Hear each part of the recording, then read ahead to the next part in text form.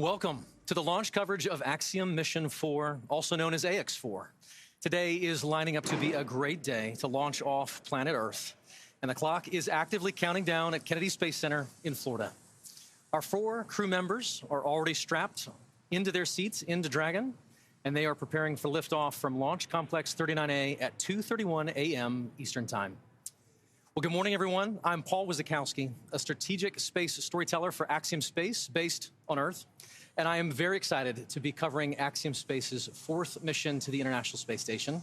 And I'm Ronnie Foreman, a senior sales manager here at SpaceX. It's great to have you with us in Hawthorne, Paul. Thank you. It is a pleasure and an honor to be here with you. And honestly, I am excited to help share this story of our 4 dear friends leaving the planet today. Right now, we are sitting just in front of SpaceX Mission Control with teams making the final preparations for our 3rd human spaceflight launch of 2025, just over 5 years since our historic NASA Demo 2 launch. Today, we've got guests from around the world joining us live, along with hands-on demonstrations of some of the payloads aboard the flight, and the very special announcement of our 5th and final Dragon to join the fleet. So with all of that ahead, let's dive right in. Yes, let's do it. So depending on your perspective, this mission has been weeks in the making. There have been a series of efforts, including weather and procedures both on and off the planet, that have needed to align. And today, those things are aligning. But more broadly speaking, this moment has also been months and for some years in the making. And there is a lot of goodness in store on this mission for the AX4 crew, which includes members from India, Poland, and Hungary. This morning's flight is each of those nations' first mission to the space station. And after more than 40 years, this is each country's 2nd government-sponsored human spaceflight ever.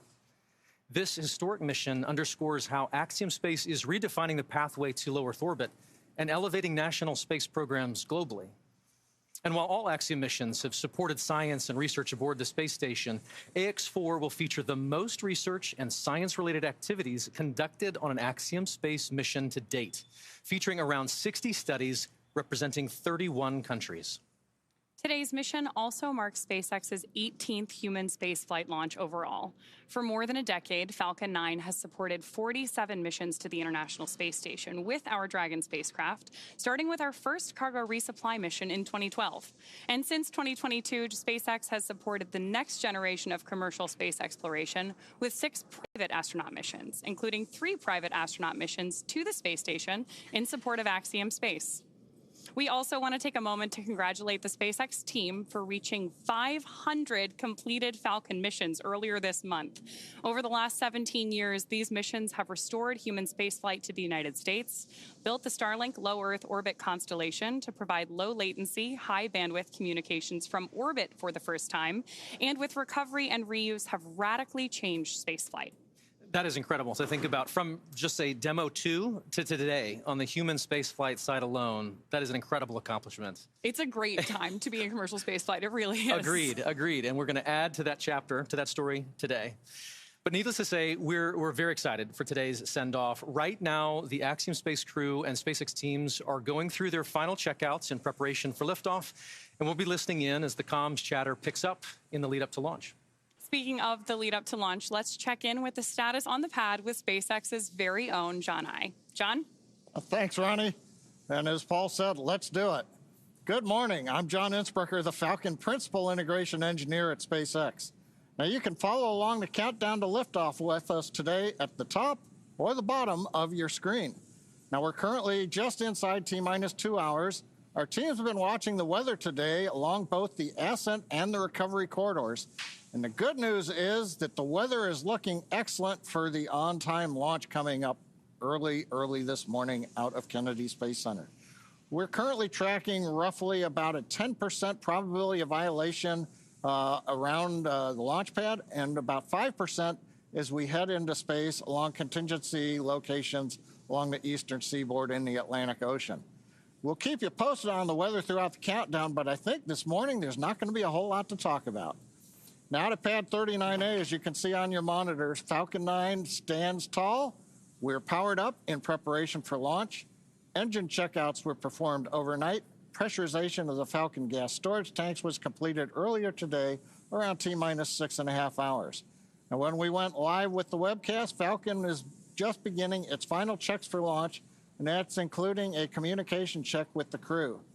Now, as you saw a minute ago, there they are now. The crew's inside Dragon. We're just about to close the side hatch, and then we will go into the side hatch leak checks. A little bit later on this morning, an hour and 10 minutes from now, at T-minus 45 minutes, the launch director will pull the team for propellant load, and if we're go, propellant loading begins at T-minus 35 minutes. Now, as with all of our launches to the International Space Station,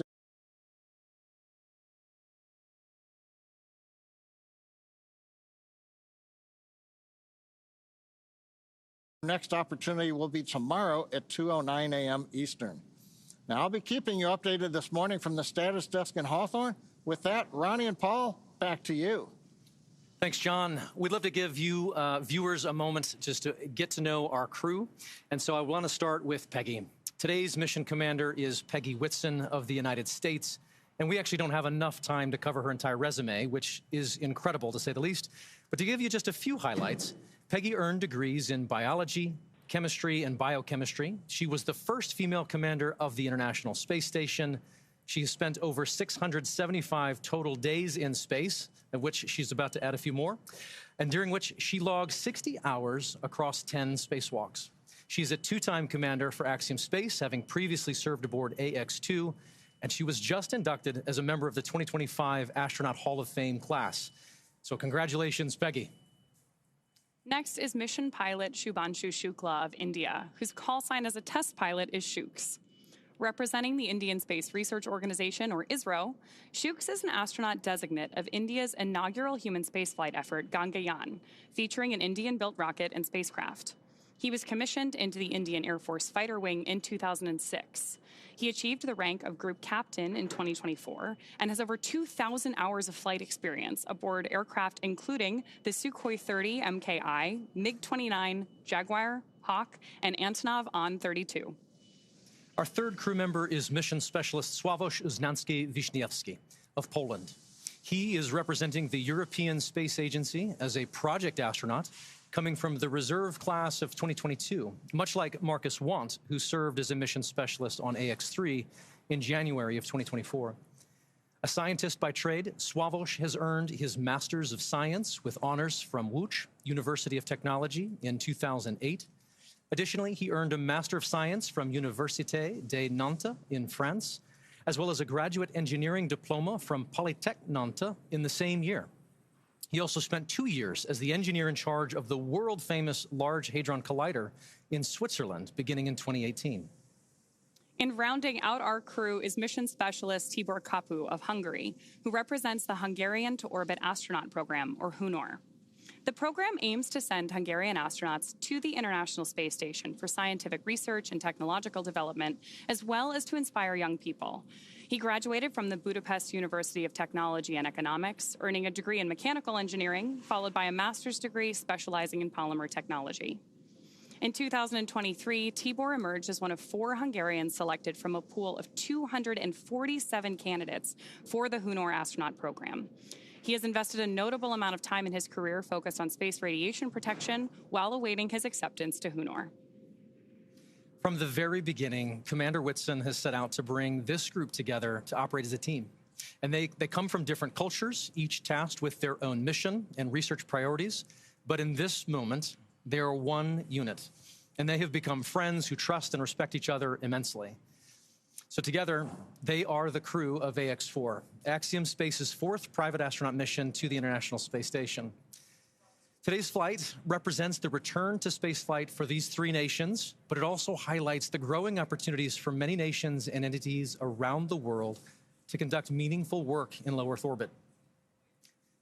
And right now, as Peggy, Shuks, Slawosz, and Tibor sit right there inside Dragon, there are colleagues, fans, and space enthusiasts the world over gathering to witness and cheer them on. We are just starting to get some visuals from different watch parties around the world, and so naturally, we're eager to show these to you. It's early in the morning for some, later in the day for others, and here we are seeing students and teachers at the Nar Baram Hansre English School in Jamshedpur, India, gathering together to watch Shubhanshu lift off. Well, greetings and namaste, students. And now we're checking in on Poland. The launch party there is taking place inside the Copernicus Science Center in Warsaw. Waiting for a viewer's perspective because the whole webcast is displayed on the planetarium's dome there. The event is organized by the Ministry of Economic Development and Technology, the Polish Space Agency, and the European Space Agency, so hopefully we'll get a chance to check in with them soon. Yes, we'll check in with them again, I'm sure. As folks continue to gather at these watch parties, as well as others across each country, we look forward to sharing their excitement live again and again as we get closer to launch. Speaking of the excitement as we get closer to launch, I'd like to check in with John I again and get some updates from the Launchpad. John? Well, right now, things are continuing to press on. T-minus 1 hour, 50 minutes. We have closed the side hatch, and we are getting ready to start the leak check. Now, we talked about the launch this morning. For the side hatch, the reinspection noted a fiber right now we're listening as a to possible communications cause on of the back channels. issue we saw earlier. So we have obviously reclosed the side hatch, and we're stepping into the Okay, right now, Dragon, we talked about an instantaneous window. We need an efficient orbit to get to the space station. Our health check for launch escape system, so you can expect momentary flight computer state change again, followed by transition back to pad hatch closed. How copy? In your reinspection, you found a fiber, and we are looking forward to another flight computer transition like we had before, as you repeat the leak check. Yep, that's a good readback. Yeah, we're listening to Peggy Whitson talking to the ground team at SpaceX. They're getting ready to start the leak check. When they were getting ready to close the hatch, they found a fiber across one of the seals. They cleaned that up. So we're going to press into the leak check now. Fingers crossed that everything goes well. From time to time, we will be hearing the crew talking to the ground or vice versa, so we may stop our commentary right in the middle of everything if we hear something coming up. But I started talking about the instantaneous window, and that's because we need an efficient orbit to get to the space station. And the most efficient way to do that is to launch when the space station's orbit plane is passing over pad 39A. But it also means that you have to launch on a precise second this morning, and that's what we call the instantaneous window. Now, at pad 39A, the Earth is rotating at 900 miles an hour to the east. So if we were to delay launch by 15 minutes, the Earth's rotation alone would take us over 200 miles past the space station's orbit. And the errors you get launching too soon or too late, they're the ones that cost you the most propellant to try to make up. Now, while the orbit that the space station is flying in is going to be directly overhead at liftoff, the actual station may be several thousand miles away in its orbit. But that's a lot easier to fix. As Dragon gets into orbit, its speed will be a few hundred miles per hour different than the space station. And so in several hours, we can make up a couple thousand miles without a problem. So overall, it's kind of like catching up to your friends on a highway. If you're on the same highway, you can speed up or slow down to catch up with the other automobile. It just takes you some time. But if you end up on parallel highways separated by 15 minutes, you're going to have a hard time catching up to your friends. And that concludes today's segment of My Friend, Orbital Mechanics. With that, back to you, Ronnie and Paul. Awesome. Thanks, John. After a successful liftoff and orbital insertion, the AX4 crew are set to rendezvous and dock with the International Space Station tomorrow at 7 a.m. Eastern. They'll spend approximately 14 days aboard the orbiting laboratory, bringing the total occupancy count up to 11. And upon entering the International Space Station, the AX4 crew will be greeted by the current expedition crew members with a welcome ceremony, which we look forward to showing. This will be followed by a handful of onboarding exercises with the station commander, but then each crew member will immediately jump into their scheduled mission timeline. For the next 14 days, every minute of their workday will be scheduled with public engagements, science, research tasks, and a variety of activities that are unique to microgravity. To prepare for this endeavor, this crew has spent the last 10 months working with instructors and subject matter experts to learn every system they will be interfacing with on station. They have studied and practiced every experiment, reviewed and rehearsed every event, all to maximize their time in space. Collectively, this crew is undertaking the largest quantity of scientific research efforts of any Axiom Space mission to date, with over 60 research activities on their timeline, representing 31 different countries. Missions like AX4 continue to expand what is possible, setting the stage for even greater opportunities to come. At the conclusion of their time on the station, the crew will participate in a closing farewell ceremony and begin their preparations for the journey back to Earth. Currently, that flight is targeting just about 2 weeks from today for both return and splashdown. And so while the teams are progressing towards launch there on the launch pad, why don't we look back at what some of those efforts have been to get them to this point? For context, this crew has been living in an isolated quarantine bubble for the last 4 weeks, having reported to quarantine on May 25th. In that time, they have shifted their sleep regimen to adjust their circadian rhythm to match those on board the International Space Station. And over the last few days, they have finessed that further to be ready for this moment. So earlier this evening, the Axiom Space ground operations team drove the AX4 crew to Kennedy Space Center, where they shared a brief moment with loved ones before being officially handed over to SpaceX for launch. This handover event has taken on many forms over the years, but there is always something special about creating a moment, even for just a few minutes, in the midst of all of the operational choreography that we're doing, to pause and just share a moment human to human. And so here you are seeing the crew in front of their loved ones before getting in board the Teslas that took them out to the Falcon support building. These are fantastic photos taken from earlier today. After the T-minus 4-hour briefing, SpaceX team helped the crew suit up. There they are exiting the Falcon support building, which is just about a half-mile away from the launch pad. Then, of course, they get into the Tesla Caravan together to go to Launch Complex 39A. Can see them moving into the Teslas there. We do, of course, divide the crew into 2 sets. So you're seeing some of our SpaceX support ninjas in the background there. Very excited crew on their way over to 39A.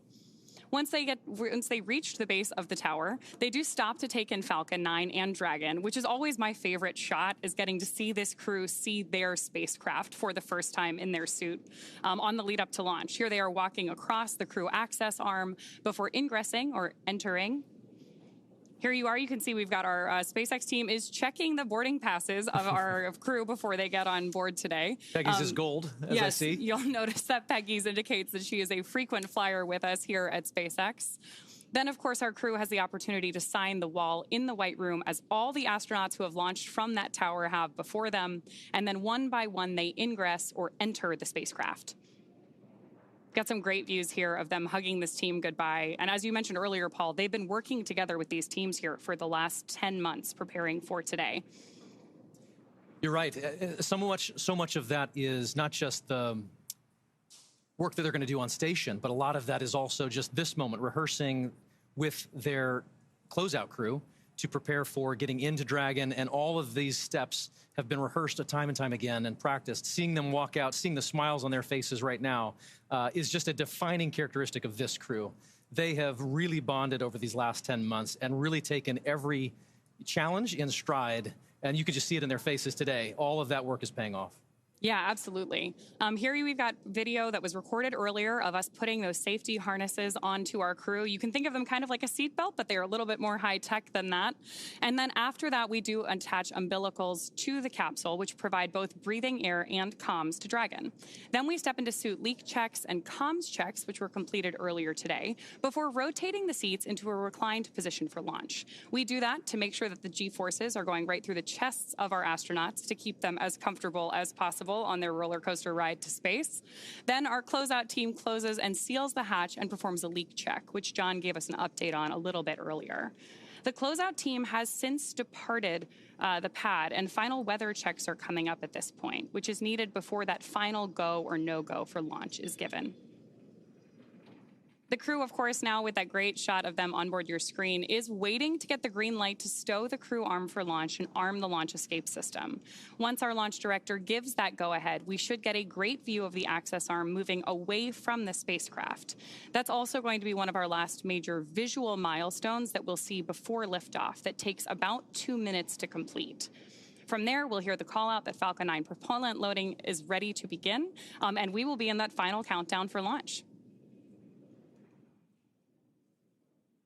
Great images here on your screen. Of course, we have Dragon on the left-hand side and live views from inside of our capsule with all of those events that led up to getting our 4 AX4 crew members seated and ready for liftoff. Dragon SpaceX, good news. Our second side hatch leak check was successful. And great news there from Mission Control. We are happy to hear that. Great. Green carry. So as John mentioned earlier, we did do a second leak check today to make sure that that side hatch was closed properly. And with that confirmation from Mission Control and acknowledgement by the crew, we are moving forward with today's launch.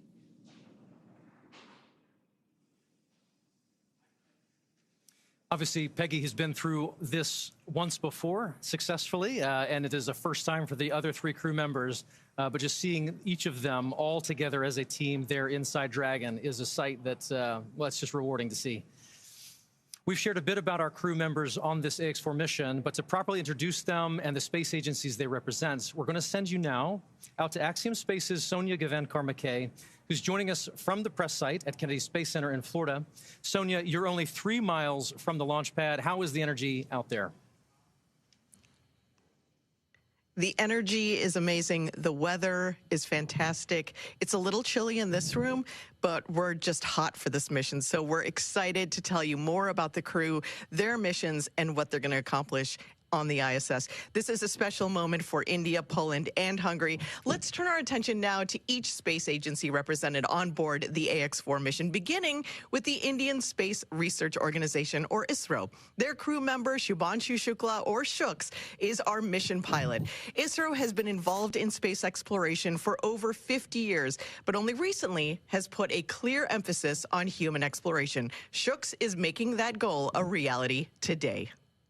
From the Indian Space Research Organization, AX4 pilot Shubhanshu Shukla. Namaste. I'm Group Captain Shubhanshu Shukla. A fighter pilot for 15 years, he was selected as one of 4 Indian astronauts in 2020. Captain Shukla, are you ready for the ride? Will you do some yoga in space like your idol Rakesh Sharma did in 1984? The first Indian astronaut, Wing Commander Rakesh Sharma, traveled to space in 1984. I grew up reading about him in textbooks and listening to his stories from space. I was deeply, deeply impressed by him. This journey that I'm on, it has been a long one for me. And it started out somewhere. I didn't know that this is the path it is going to finally take. I would say that I've been extremely fortunate and extremely lucky to have gotten the opportunities to first fly all my life, which was a dream job for me, and then have the opportunity to apply to astronaut corps, and now consequently be here. The way this worked out for me was that probably a week before we arrived at Axiom was the time I came to know that I will be going. I was extremely excited to be here. I was very, very happy because this was a possibility for me to actually fly to space. You don't know how to respond to such things. Shuks' wisdom, the knowledge that he possesses, he could be 130 years old. For me, having him as my pilot in the Dragon capsule is great. He already has that operational savvy. You know, he's just wicked smart when it comes to spacecraft technologies. He is very focused, and he will basically go 1, 2, 3, 4 in a record time. I don't even know how he gets there so fast. The team that I'm flying with on this mission, it is fantastic. I do feel that, I have exceptional crewmates. I will have these crew members for this one flight, but post this mission, these are going to be my friends for life. It has been an amazing journey. These are moments that really tell you that you are getting to be a part of something that is much larger than yourself. I can only say how extremely fortunate I am to be a part of this. It is my sincere endeavor through my mission to inspire an entire generation back home in the country. I want to use this opportunity to ignite curiosity among kids. Even if this story, my story, is able to change one life, it would be a huge success for me. I'm Group Captain Shubhanshu Shukla, and I am the mission pilot for Axiom 4 mission.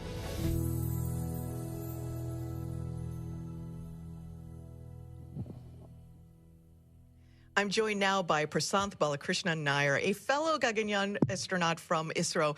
Papa has trained alongside Shuks for the past 10 months as the backup mission pilot. Papa, thanks for being here today, although I can't imagine where else you'd want to be. Yeah, exactly. Thanks, Sonia, for having me. Well, let's talk about Shuks a little bit. When was the first time you met, and what was that meeting like, and what was your impression of him? Oh, he's a fantastic guy. So we met a few years back. We are both fighter pilots and we are test pilots. So when we got selected for our own Gaganyaan program, that's when we met. And very few people know this. I am 9 years older to him. Oh, really? I look younger. You do. Yeah. See, I'm not, no, hair still hasn't come out. Yeah, but that's when we met. And Shuks has been a fantastic guy. In the last 10 months when we have been training here, it has been such a satisfying thing for me to be his wingman. Okay, as a fighter pilot lingo. Right.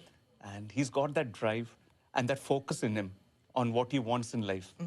Once he decides, like, for example, to be the first Indian to go to the International Space Station, right, he puts that over there, focuses on it, puts his entire resources and his mind into it, removes all other obstacles, and he's there right now. Well, and that's what he is. That's amazing and shows why he's in that pilot seat. Yeah. Tell me about the 10 months of training that you all went through. What was a point that stuck out to you? What was the overall experience like? The overall experience was, I didn't know whether it was work. It was more like, coming to one big picnic, and imagine you're doing space training. Yeah. And in that, when you can actually make it really cool, at the same time professional, that has been our experience. It's been really marvelous, training with Axiom, NASA, SpaceX, with the other countries, and Peggy. It's been fantastic. A legend. You get to train with a legend. Now, I have seen you do some of the training, but the food training, I think maybe was one of your favorites? Yeah, well, you can't, the army marches on its stomach, right? Yeah, and we astronauts also fly to space on our stomach only, yeah. The food was the fantastic part, and we went for this NOLS training, National Outdoor Leadership School in Where Baja. you really got to bond as a team.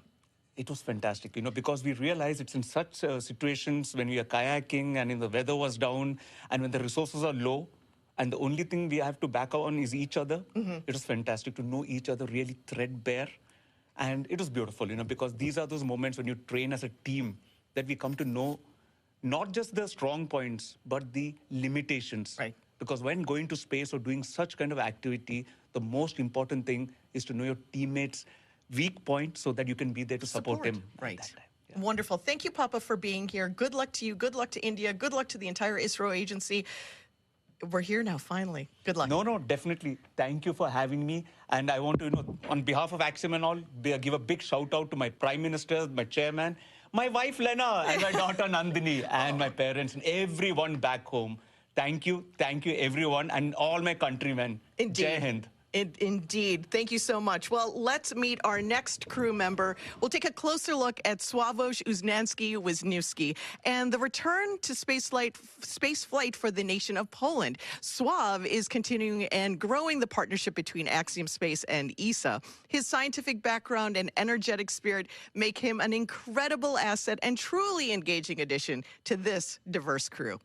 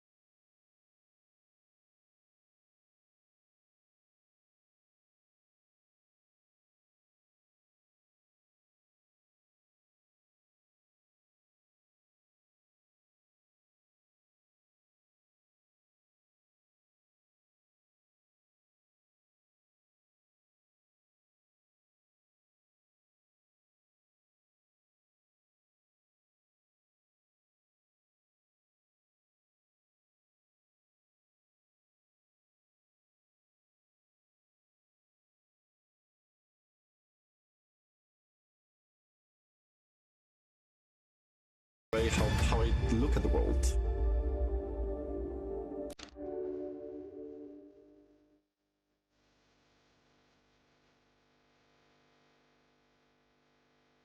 In Europe, we had 5 selections for astronauts since the beginning of the European Space Agency.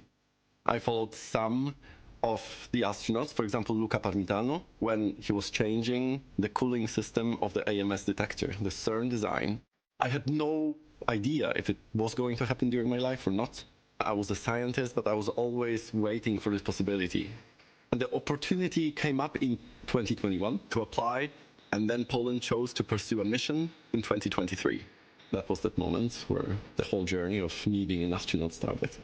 After 50 years since General Mirosław Hermaszewski's mission, the second Pole in space will be Slawosz Uznanski.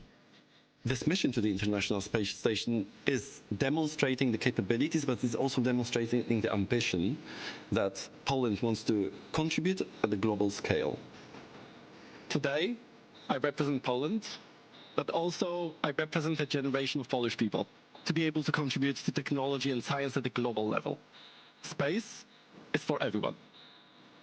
I am Slawosz Uznanski-Wisniewski, ESA project astronaut from Poland.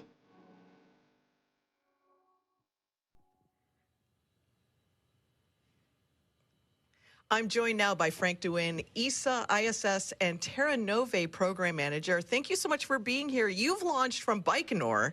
How's it feel to be just yards from the clock here at Kennedy? Well, it feels great, of course, to be back here. We have, of course, launched already a lot of ESA astronauts here on SpaceX Crew Dragon missions, and so it's always great to be back. Especially on a launch day, right? Especially on a launch date, yes, certainly. And this is your ESA's second time launching a project astronaut with Axiom Space. It's a new concept. What kind of lessons learned did you get from AX3 the first time a project astronaut flew on an AX mission? Well, the lessons learned that we had, of course, is that these missions can be extremely successful for ESA and for our member states. We can do a lot of science on those missions, technology development. For example, during the mission here with Slawosz, we will have 13 Polish experiments that will be flying. It's not only about the science, it's also building industrial capability in our member states, gaining support for our exploration program. So these missions can be highly successful for ESA and for the member states that decides to implement them. And does it also grow the pool of astronauts in a unique way? What are you finding as the pool is growing? Well, the pool is growing a little bit, of course. The project astronauts, after their mission, they go back to their normal job. But, of course, they remain astronauts. They remain advocacies for space, for education, for STEM. This is also a big part of this mission, inspiration. That we want to bring. If we want to fight climate change, for example, in the future, we need more and more engineers, we need more scientists, and this is needed for our society. So inspiration is also a very important part of this mission. So tell us a little bit about Slawosz. Why was he chosen? Why was he chosen for this mission? What do you think he's going to bring to the table during the mission and after? Well, Slawosz, in the first place, of course, is an excellent scientist. He has worked a lot in CERN as an engineer and a scientist, so he brings that aspect, of course, with him. He has a great personality. If you see pictures of Slawosz, he's always smiling, so that is also something that he can bring to a crew, but also to the European Astronaut Corps. And then again, in Poland, he's really a hero, he's really a star. And that's really great for the young kids that can look up to him and that can also invest their careers in science and in technology. So you think it's going to make a huge impact in Poland. What do you think it's going to do for exploration for the young people of the nation of Poland? Well, I think it's good for exploration and also for ESA, by the way, because through the mission of Slawosz, Poland is also engaging more in exploration, engaging more in the European Space Agency, bringing extra funds to us, so that's great. And again, we will build up industrial capability in Poland, which we all also need. If we want to go to a low Earth orbit economy, for example, we will have to build up more actors, more players that can work and that can contribute to this economy. And therefore, as well, this is a great endeavor. And of course, we will need young people in the future to do this. And that's why Slawosz and this mission will be a great success, I believe. Thank you so much, Frank. Thank you for being here. Good luck to ESA. Congratulations to ESA and the country of Poland. And I can't wait for this wonderful evening. Thank you so much for being here. Thank you very much for having me. Well, let's move on to our next crew member. It's Tibor Kapu. It's an exciting time for his country and his mission, and I want to tell you a little bit about it. This Central European nation is among those who have more recently turned their attention to spaceflight, adopting a formal strategy to get a Hungarian into space for the first time since 1980. This is a return to space that's been 45 years in the making. This is Hunor astronaut Tibor Kapu. When I was watching Olympics with my mom, I remember that anyone who had a Hungarian flag on, on a jersey or on them, we were just cheering for them, like they were our own family members. These are the guys who we are all proud of. Spaceflight, in my eyes, is something similar. Tibor, what I really admire about Tibor, he's an engineer also, but he has the enthusiasm that bonds our crew together. He is life. I describe him like that. He walks into a place, he walks into a room, and everything livens up. He's funny. He's the person that brings lightness to the team. He's an engineer like myself, so we have this in common, this connection. In addition to engineering skills, Tibor is a huge space buff. And if you are not motivated about spaceflight before you meet him, you will be a fan afterwards. It is actually coming from childhood. I remember, assembling so many sets of Legos. I did, Star Wars. I did all kinds of planes. I was looking for my place for a really long time. But for a long time, actually, I didn't even know what to do. I remember this really cool moment with my dad. He explained to me what does a mechanical engineer do, and that's when we discussed that, okay, I will be a mechanical engineer. It was great, I loved it, but I knew that I could do much more. I knew that I'm destined to achieve greater things. I was a rocket enthusiast for such a long time, but I didn't have a chance to work in that field. The selection process for Hunor, it was announced in 2021. I was extremely enthusiastic. It wasn't a question if I'm taking that opportunity or not. We did 14 months of rigorous selection process, physical and psychological and cognitive stuff. The whole thing took like 2.5 years. It's much harder than I thought, actually. May 26th was the anniversary of Bertalan Farkas flying to space. He was the first Hungarian astronaut. On that day and that night, I was selected. And I was actually quite proud of myself that I could prove to myself that I am capable of focusing for months and years in order to stand here. So people have been calling me their sons since the selection.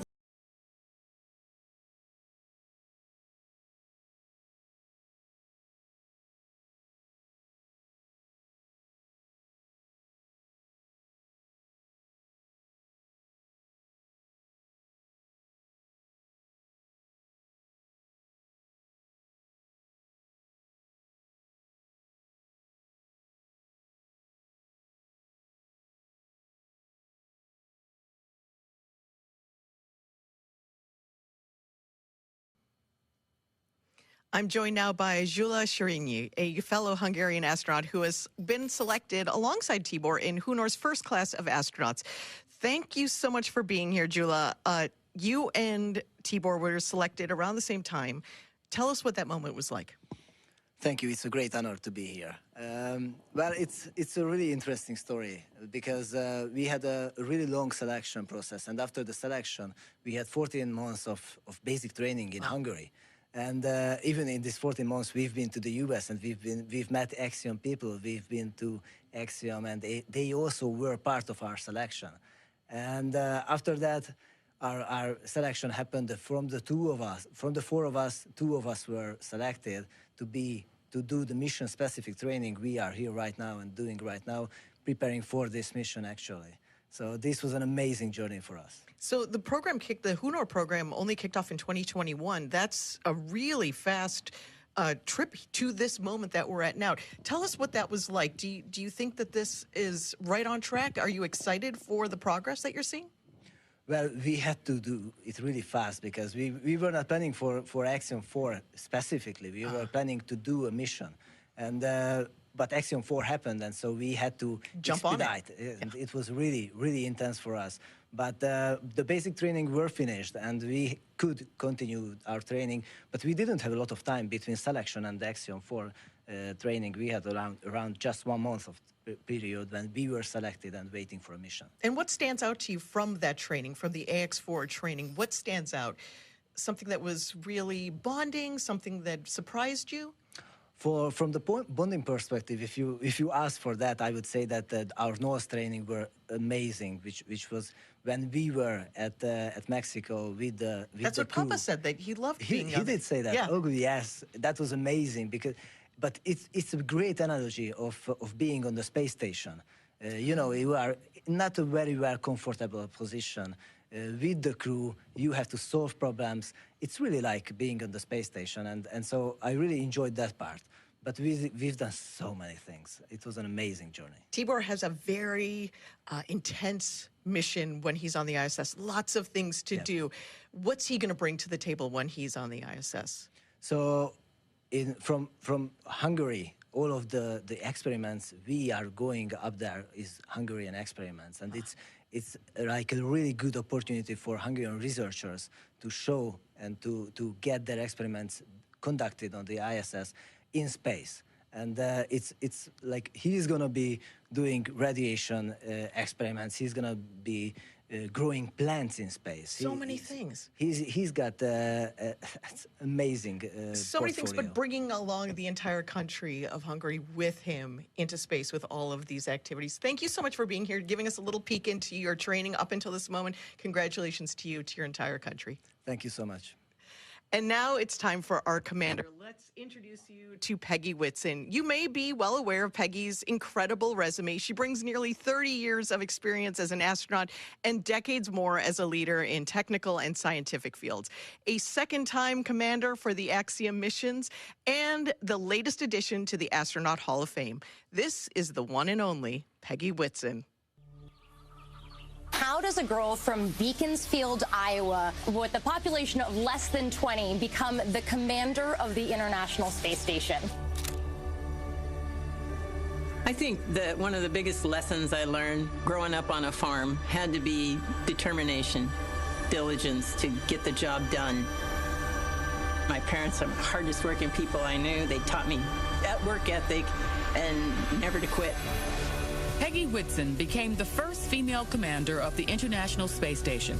In her career, Whitson spent 675 days in space. She also flew 3 long-duration space flights and served as chief of the astronaut office and commander of the International Space Station.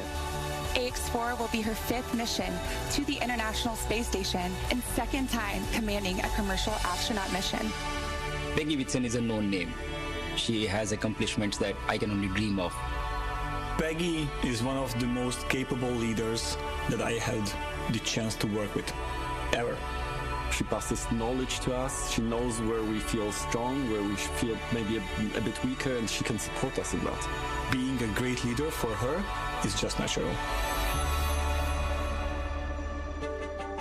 When I first met the crew, I was very excited by the fact that they could all laugh at themselves. I think that's a really important characteristic, to be able to have a sense of humor about yourself, not to take yourself so seriously. From there, you can do a lot of work. I actually tell the crew a lot about what I think they're going to experience. I think it helps them prepare. But I'm talking about how they're going to feel, how their body's going to react to it. Everybody's going to be souped up to do, 150% of the work. And so I want them to have an accurate sense of what they're going into as they adapt to being in space. My first flight was in 2002. Obviously, as a rookie flyer, I worried a lot about getting everything right. I didn't want to be the one that made mistakes. To me, it's important to be able to share that and relieve some of the stress off of them and try and focus their worry, because I know they are worried as well, on the right things. I've got 3 different countries being represented, and we prioritize each of their countries' objectives so that everyone's needs are being met. And this is a goal of Axiom, and that is to open up space and opportunities to more and more countries. I really consider it almost a dream that we have already accomplished 3 private astronaut missions in 3 years. So I'm really excited to be a part of that. I love working with these young engineers with new ideas. It's a lot of fun. I'm Peggy Whitson, commander of AX4.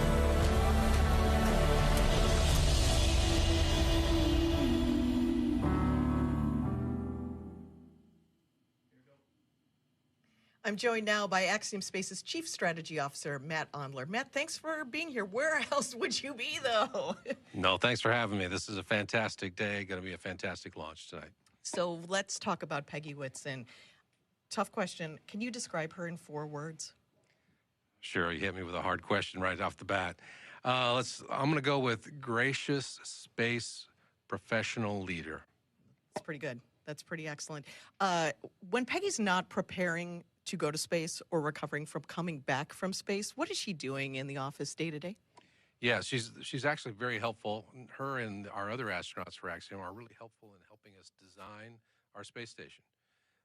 And actually, she gets right back to it. After her last mission, it was only about a week, and I found her in the lab helping engineers. We were designing the payload rack, and those sort of insights from someone who's actually been there and had worked in microgravity are really, really important and valuable for our engineers. And I know just walking around the office, you feel like, oh, it's Peggy Whitson. And then she's working alongside you and she's giving you great advice, showing you how to be a leader in every single moment. So it's really wonderful to have her, but also watch her on a mission on the ISS. What excites you about commercial space travel?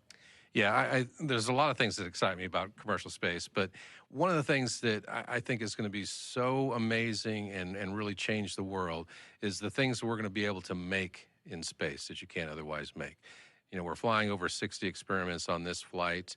A few of those are repeat, where we've flown this particular team on all 4 of our missions, and by leveraging microgravity and how it affects cancer tumor growth and stem cell growth, they're discovering novel treatments for cancer. And I think those sort of things are just one of many, many examples that are going to occur once we have a commercial space station up there. So this is our 4th mission. Wonderful to see all the growth from 1, 2, 3, and now 4. What are the opportunities for international partners, for foreign nations? Yeah, I really think that we are becoming the world's space agency and really helping lots of countries emerge in space. This particular mission is a great example where all 3 of these countries have flown 1 astronaut before, but it was all 40 years ago. So almost 2 generations for these countries. And so it's very, very impactful and very, very humbling to be able to help these countries.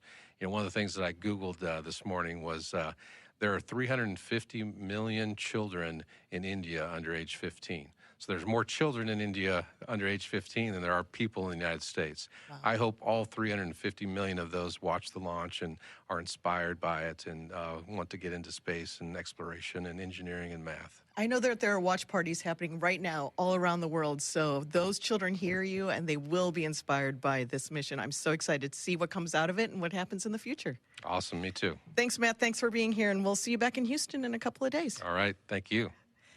Well, this has been an exciting time to learn about all of our crew members. We're going to send it back to Ronnie at Hawthorne. Thanks so much, Sonia. Now we get to talk about one of my favorite parts of human spaceflight, which is the zero-G indicator. To prepare for the mission, the crew trained at the National Outdoor Leadership School, or NOLS, which takes the crew on a wilderness expedition to help build camaraderie, navigate unpredictable circumstances, and operate in a remote environment. Every crew develops a unique bond in the midst of shared challenges, and as they discovered at NOLS, this one is no different. And as you heard from Papa and Jula, Knowles stood out amongst all of their training. They faced days of harsh winds and challenging weather conditions that limited the range of their expedition at Knowles. But afterwards, their instructor commented how extraordinarily this crew collectively exuded a sense of joy throughout. In spite of whatever came at them, they still maintained this attitude, overcoming each challenge with a smile and a willingness to lift each other up. So to celebrate their unique bond, the crew chose a baby swan as their zero-G indicator, which they've named Joy. And as luck would have it, we have our very own Joy, the baby swan, to serve as our microgravity indicator. And yeah, as luck has it, we have a full dose of gravity. Bummer for us. So, but we should keep it here just in case. Safe and sound. In case any of that changes, we'll have our own gravity indicator to let us know. Speaking of training, as you might imagine, astronaut preparation can be extensive. From training that is specific to each crew member's role to learning SpaceX protocols, space station systems, and preparing for the science and outreach activities they'll be conducting in space, private astronaut training is rigorous. In addition to the work in the field like they did through Knowles, the AX4 crew spent about 35 days training inside Dragon. To prepare them for flight, our teams at SpaceX spent the last several months teaching the crew about orbital mechanics and how to live in Dragon.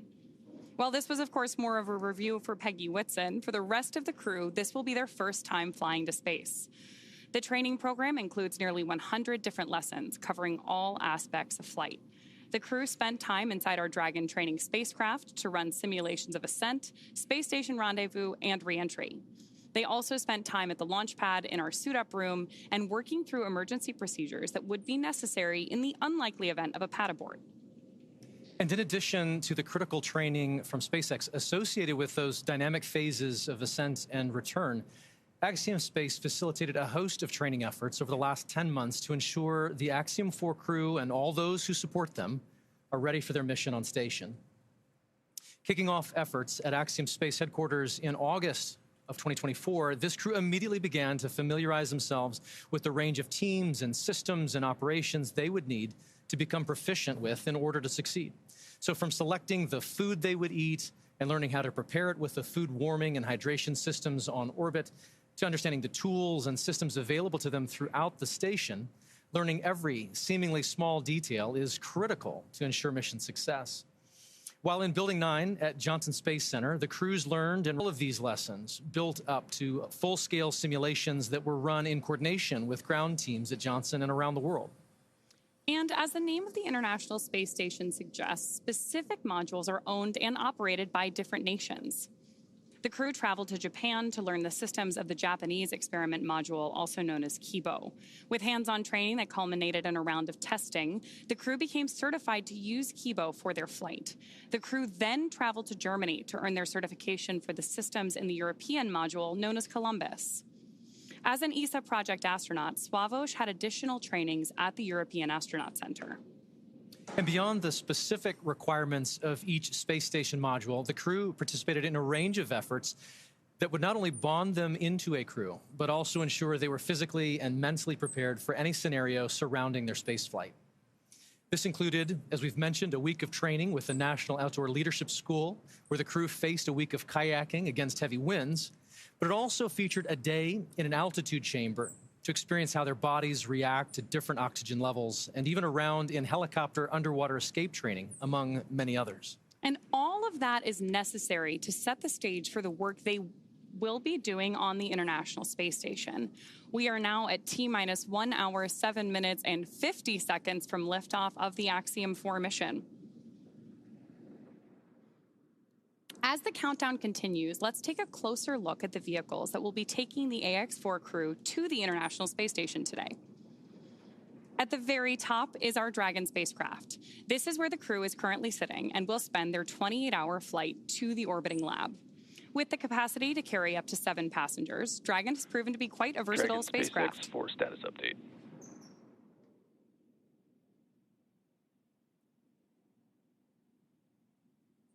We're going to listen into this status Go update. ahead to me. What's the update? All right, Peggy, we are troubleshooting an issue with uploading the current wind conditions to the vehicle. This must be completed before launch escape system is armed so that the vehicle can correctly target offshore splashdown in the event of an escape. We're tracking several troubleshooting paths at this time and are working to resolve the issue, so I will follow up with you in 10 minutes on the status. How copy? Copy. You're troubleshooting the ability to upload the wind conditions for the launch escape system, and you'll update us in 10. Thanks. Yep. And just to make that super crystal clear, if we do not successfully upload this by the time we get to LES arm, we will be no-go for launch. I was thinking you might be thinking that as well. Dragon copies. So we heard some chatter there from Mission Control and acknowledged by the crew that we're troubleshooting that upload issue now. But of course, our teams will continue working diligently in the lead up to launch in hopes that we can preserve today's launch attempt. So with that, I want to step back in and talk a little bit more about the spacecraft that we are working on today. Dragon is a very versatile spacecraft. It can autonomously dock to the space station when outfitted with a docking adapter, as it is today for Axiom Mission 4. But Dragon can also be configured with hardware to support a spacewalk, which made its debut on the Polaris Dawn mission last year. And of course, in free flyer mode, the docking adapter can be swapped out for that iconic cupola, which is essentially a giant glass dome that allows for 360-degree views of space. The crew travels in the pressurized section, which is the top portion of the spacecraft. This area allows for the transport of people and environmentally sensitive cargo. Dragon's trunk, which sits below the pressurized section, can carry unpressurized cargo when needed and remains attached to the Dragon until shortly before re-entry into Earth's atmosphere. Dragon has played a significant role in advancing our future in space by safely transporting crew and cargo to and from the space station. There are currently 4 Dragon spacecraft supporting human spaceflight missions that have docked to the station: Endeavour, Resilience, Endurance, and Freedom. And this mission will be adding 1 new Dragon to that list, whose name will be revealed later today by our commander, Peggy Whitson. Dragon and the AX4 crew will be delivered to orbit today by Falcon 9, SpaceX's 2-stage rocket developed and manufactured right here in Hawthorne, California. Falcon 9 is the first orbital-class rocket capable of reflight. The booster, or first stage of the rocket, is the tallest part of the vehicle. Today's booster is flying for the 2nd time. Reusability is key to making spaceflight more routine and ultimately what will enable humans to become a multi-planetary species. A total of 48 boosters have flown multiple missions, with the record for a single booster now standing at 28 missions. After today's launch, the first stage will be returning to SpaceX's Landing Zone 1 at Cape Canaveral Space Force Station, which is just about 9 miles away from Launch Complex 39A. Above the first stage and below Dragon is Falcon 9's 2nd stage, which will secure Dragon's entry into low Earth orbit before separating, leaving Dragon to continue its journey to the space station. Beautiful wide shot of Falcon 9 on your screen there. We've got the crew access arms still in place leading up to the Dragon spacecraft. And Falcon 9 right there in the middle is SpaceX's workhorse vehicle, having completed 492 missions since its first flight in 2010, more than any other rocket flying today. And through missions like today's, Dragon is helping lay the groundwork for deep space exploration, rapidly expanding our knowledge of how humans will adapt, live, and work in space. It's hard to believe that it's been 5 years since Dragon radically changed how humanity gets to space. After the space shuttle program ended in 2011, NASA astronauts primarily used the Russian Soyuz spacecraft to travel to and from the International Space Station. From 2011 to 2020, the Soyuz was the only human-capable launch vehicle available. In December 2010, Dragon became the first commercially built and operated spacecraft to be recovered successfully from orbit. This mission, known as COTS-1, was the first demonstration flight for NASA's Commercial Orbital Transportation Services, or COTS program. The purpose of COTS was to develop and demonstrate commercial sources for cargo resupply of the ISS. Fun fact, the Dragon that flew on that historic mission is currently hanging behind us in front of SpaceX Mission Control in Hawthorne. Just 10 years later, in May 2020, Demo 2 launched astronauts from U.S. soil for the first time in nearly a decade. Demo 2 was Dragon's first human spaceflight mission.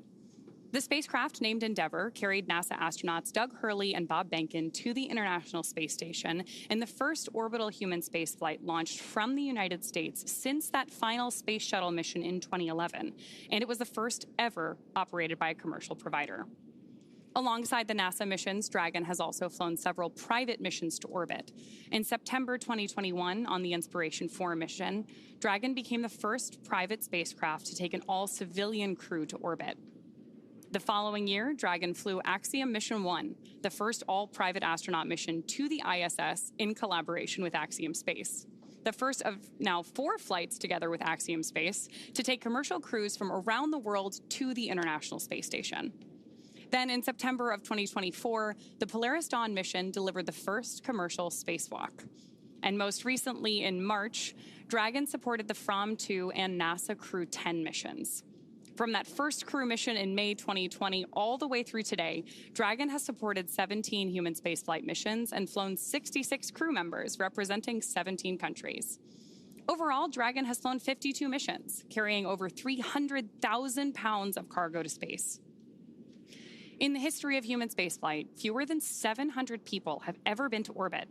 At SpaceX, we want to help create a future where not just hundreds of people, but thousands and ultimately millions of people can travel off Earth to live and work in space and on other planets. Each of those missions you just mentioned represent truly significant firsts that have helped shape this generation of human spaceflight. And at Axiom Space, we've had the opportunity to provide foundational firsts as well. Working with SpaceX and NASA on all 3 of our orbital spaceflight missions to date, to fully appreciate the progress being made together, it's worth noting that our 3 flights have helped provide greater access and set new precedents worldwide for private astronaut missions aboard the International Space Station, all within the last 4 years. And I'd love to take a quick look back at just a few of these with you now. On April 8th, 2022, just over 3 years ago, Axiom Mission 1 launched aboard Dragon Endeavour on a mission that would span 17 days on orbit, with 15 days of those on board the International Space Station. Led by Commander Michael Lopez Alegria, the crew facilitated 26 research payloads and participated in over 30 STEAM events. Beyond the onboard science efforts, this mission was a pivotal moment for the community at large, serving as a proof of concept for how private operations could be conducted on the orbiting lab in conjunction with the expedition crews living aboard the International Space Station. This was the next step in human spaceflight collaboration. So this was followed up a little over a year later by Axiom Mission 2, which launched aboard Dragon Freedom. For awareness, we're cycling the orbit tank isolation valves to equalize low flow pressure. Dragon copy. Pausing there for that update.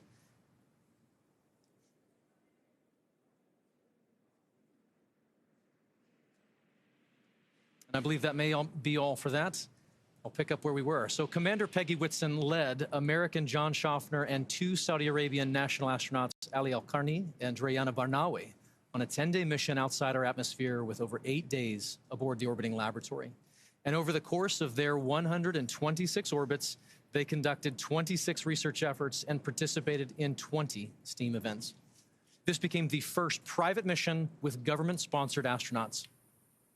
And last year, in January of 2024, we conducted Axiom Mission 3, which saw Commander Michael Lopez Alegria once again lead a crew to the station. This was our longest flight to date at over 21 days, covering 346 orbits.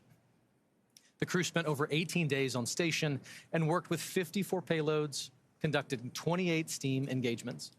Flying once again on Dragon Freedom, this was the first all-European astronaut mission to the International Space Station. And here we are today. With Axiom Mission 4, we add a projected 14 more days of operational flight heritage and make possible an additional 60 research payloads. Each of these flights builds on the one that came before it, certainly, but it also is meant to open up access to low Earth orbit just a little bit more, providing opportunities for more nations and organizations than ever before to participate in human spaceflight. It's the fact that now 11 nations have been represented across our flights that speaks to the success of missions like these. We visited with the crew of AX4 to get their thoughts on what our collective future in space looks like.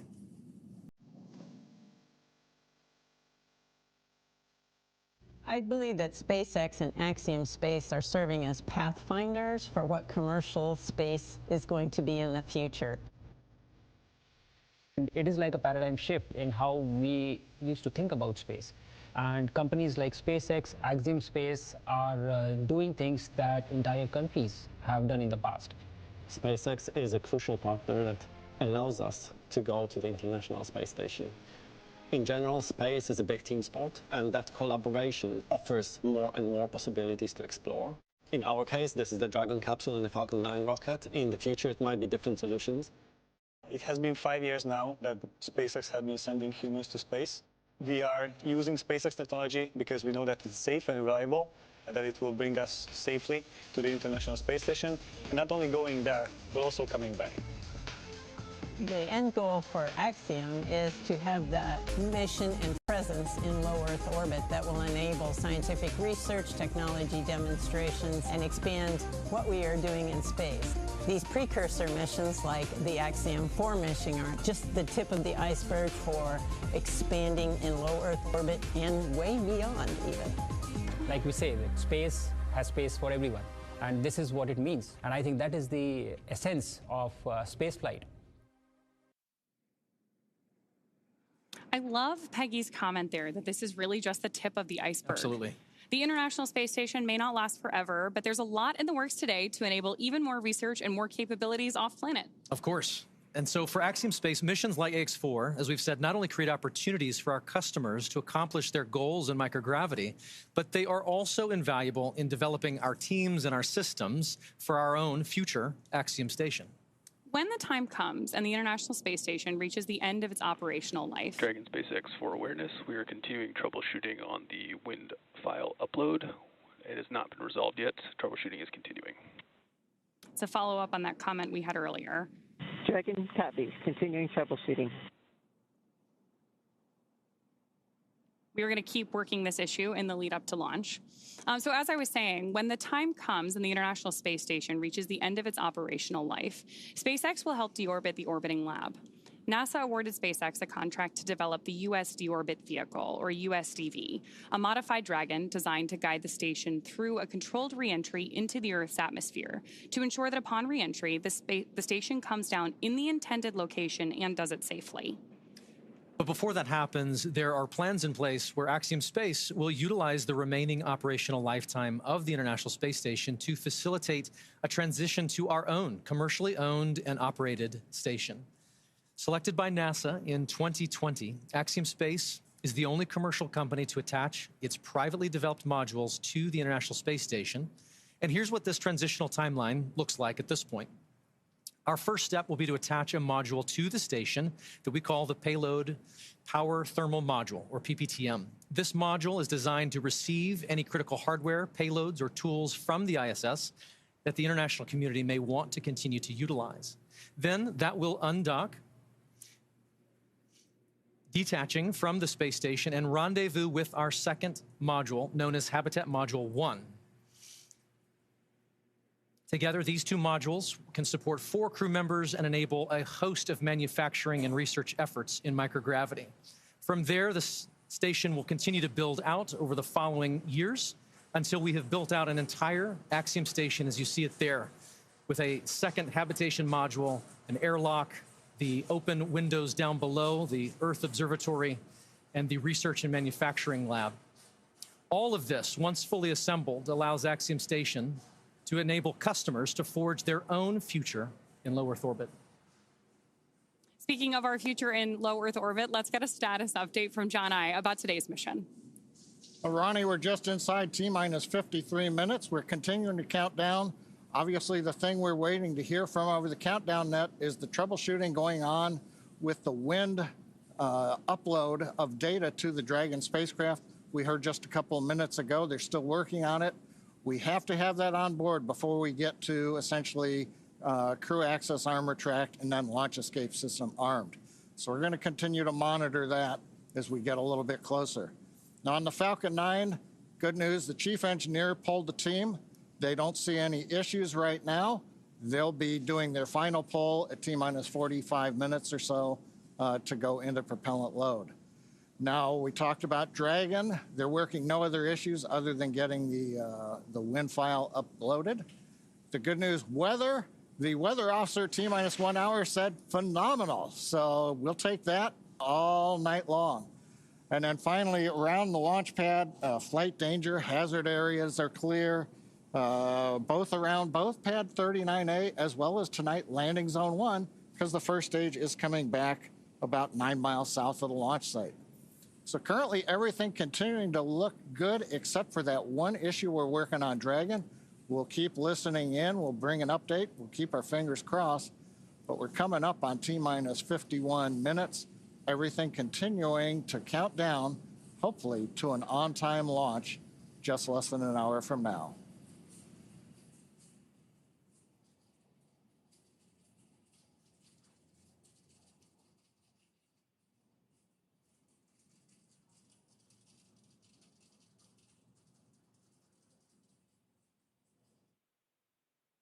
Attention Falcon launch operators. The propellant load and launch go-no-go poll is open in step 11.87 of 1.160.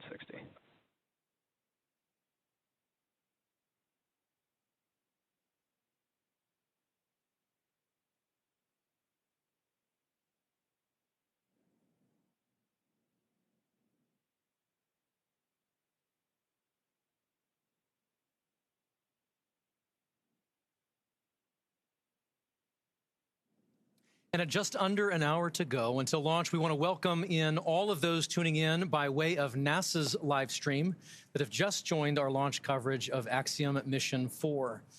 We're joined now by Sandra Jones with NASA Communications from Mission Control at the Johnson Space Center in Houston, Texas. Thank you for joining, Sandra. Hey, thanks, Paul. Here in the International Space Station Flight Control Room, the team is prepared and ready to support today's launch. This attempt comes after NASA and Roscosmos discussed recent repair work in the transfer tunnel at the aftmost segment of the Orbital Labs Zvezda service module. And now we are all looking forward to the Axiom 4 crew being on board Space Station soon. We'll provide a full Space Station status update in a few minutes, but know we need to bring everyone up to speed on today's activities and the launch status. So for now, back to you, Ronnie. Thanks, Sandra. We'll hear more from Mission Control in just a few minutes, but we do want to take a moment first to introduce everyone to the crew of AX4. Aside from Axiom Space Commander Peggy Whitson, each crew member represents a return to human spaceflight for their nation after more than 40 years. And starting with our commander, today's mission is led by Peggy Whitson of the United States. There is simply not enough time to cover her entire resume, but to give you just a few highlights, Peggy has earned degrees in biology, chemistry, and biochemistry. She was the first female commander of the International Space Station. She has spent over 675 total days in space, during which she logged 60 hours across 10 spacewalks. She is also a two-time commander for Axiom Space, having previously served aboard AX2, and she was just inducted as a member of the 2025 Astronaut Hall of Fame. So congratulations and well-deserved, Peggy. Next is mission pilot Shubhanshu Shukla of India, whose call sign as a test pilot is Shuks. Representing the Indian Space Research Organization, or ISRO, Shuks is also an astronaut designate of India's inaugural human spaceflight effort, Gangayaan, featuring an Indian-built rocket and spacecraft. He was commissioned into the Indian Air Force Fighter Wing in 2006 and achieved the rank of Group Captain in 2024. He has over 2,000 hours of flight experience aboard a variety of aircraft. And our third crew member is mission specialist Slawosz Uznanski-Wisniewski of Poland. He is representing the European Space Agency as a project astronaut, coming from the reserve class of 2022, much like Marcus Want, who served as a mission specialist on AX3. A scientist by trade, Slawosz has earned his Master of Science with honors from Łódź University of Technology in 2008. He holds a second Master of Science and a graduate engineering diploma as well. He also spent 2 years as the engineer in charge of the world-famous Large Hadron Collider in Switzerland, beginning in 2018. And rounding out this crew is mission specialist Tibor Kapu of Hungary, who represents the Hungarian to Orbit Astronaut Program, or HUNOR. He graduated from the Budapest University of Technology and Economics, earning a degree in mechanical engineering, followed by a master's degree specializing in polymer technology. In 2023, Tibor emerged as one of 4 Hungarians selected from a pool of 247 candidates for the HUNOR astronaut program. And together, they are the crew of AX4, Axiom Space's 4th private astronaut mission to the International Space Station. Today's flight represents the return to spaceflight for 3 nations, but it also highlights the growing opportunities for nations and entities around the world to conduct meaningful work in low Earth orbit. And right now, as you see there, Peggy, Shuks, Slawosz, and Tibor sit inside Dragon. There are colleagues and students and space enthusiasts the world over gathering to cheer them on here at the start of their mission. And so we'd love to share just a few live streams that we're getting from launch parties in India and Poland. And here we are. First is a wonderful shot of a school in India. These are the students and teachers at the Naberam Hansre English School in Jamshedpur, India, gathering together to watch Shubhanshu lift off. How exciting. Now we have great views from Poland.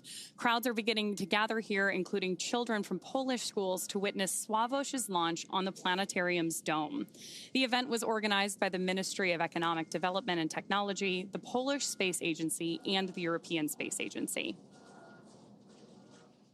I love seeing these views from around the world. It's truly incredible. The Yes, joy, the super excitement exciting. Dragon SpaceX, around the world. you have a go for Section 5, and when ready, report go for launch. For awareness, we are still troubleshooting the wind upload file. I will have a few more words for you after you confirm your go for launch. Wilco, inward, Section 5.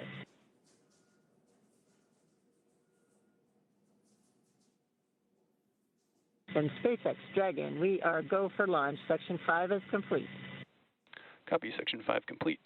All right, for awareness on timeline, we have to have the launch escape system armed by T-minus 37 minutes. So we are going to take this as far as we can. What I'll need from you guys is a very fast turn on the commanding for launch escape arm, provided we get to that point. I'll copy.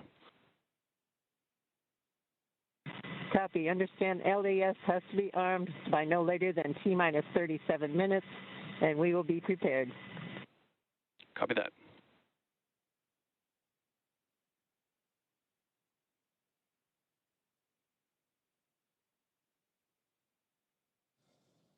John Itzberger back here at the webcast desk. We're inside T-minus 45 minutes. Right now, we just heard from the Dragon team. They can take it down to about T-minus 37 This is minutes. Launch Director on the countdown net. The poll is complete, and the team is ready for crew access arm retract and propellant load and launch, pending resolution of the winds upload issue. For all operators in MCC and Hangar X, both controls are going to lockdown at T-minus 45 minutes and will remain in that state until the LES system is disarmed. All operators are to remain at their console and maintain a sterile cockpit until the ND confirms successful disarming of the launch escape system following orbit insertion or propellant offload in the event of a scrub. For non-urgent no-go conditions, brief the CE or LD and they will approve aborting the countdown. For urgent issues affecting the safety of the operation, operators shall call hold on the countdown net. Launch control will abort the launch auto sequence immediately and proceed into the launch abort auto sequence. At T-minus 10 seconds, launch control will be hands-off and relying on automated abort criteria for the remainder of the count. Operators shall advise the launch director whether structural breakup or fire is imminent or occurring per Dragon manual escape flight rules. Launch control, you may proceed with arming the crew arm for movement. Okay, we're at T-minus 43 minutes, 15 seconds and counting. You've heard the SpaceX launch director giving final instructions to the team. We have cleared our propellant loading pole. Crew access arm retraction has started. And now we've heard, and you can see on the screen, crew access arm is pulling away from the Dragon spacecraft. This is going to take about a minute, minute and a half to retract all the way. Then we'll get confirmation it is in the launch position.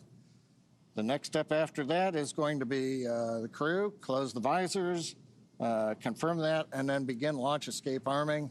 As we mentioned, we want to get launch escape arming finished by about T-minus 37 minutes, which means we've got about 5 minutes to finish troubleshooting the wind upload to the Dragon vehicle. Now, currently on Falcon 9, all conditions are go on the launch vehicle. That was the poll that we, and the instructions we heard from the launch director. Dragon's working its one issue. Weather looks good. Range is ready to support. Crew access arm retraction complete. All right, that is the confirmation. The arm is back in the launch position. Next, they'll give the crew the command to go ahead and close and lock their visors.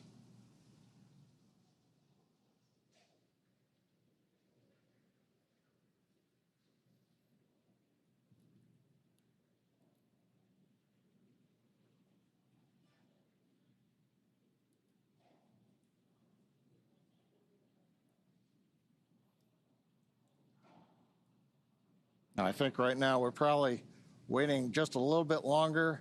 We want to give the Dragon team as much time as they can have before we move into the sequence where we then have the crew arm the launch escape system. Now, if we do get through this and we solve the upload issue, at T-minus 35 minutes, we will begin propellant load. Once we do that, then there's no chance to hold the clock. We would have to complete the countdown and launch on time, or as we have mentioned during the webcast, we do have another opportunity tomorrow about 24 hours from now. We're inside 41 minutes, continuing to troubleshoot the problem.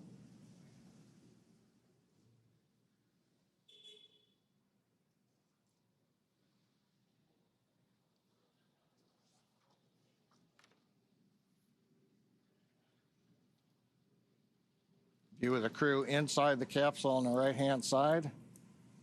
See the status bar on the bottom and the clock counting down.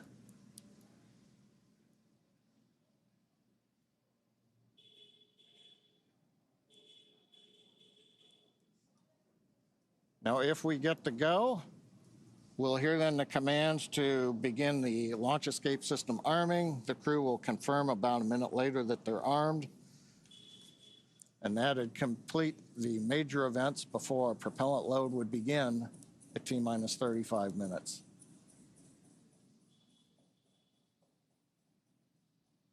Views of Falcon 9 and Dragon on Launch Complex 39A on the Kennedy Space Center. Everybody is clear of the launch pad, clear of the launch complex. The danger and hazard areas have been confirmed clear. And we're ready. We're just waiting to find out whether or not we're going to be able to continue forward in the countdown. We should know that answer within the next couple of minutes.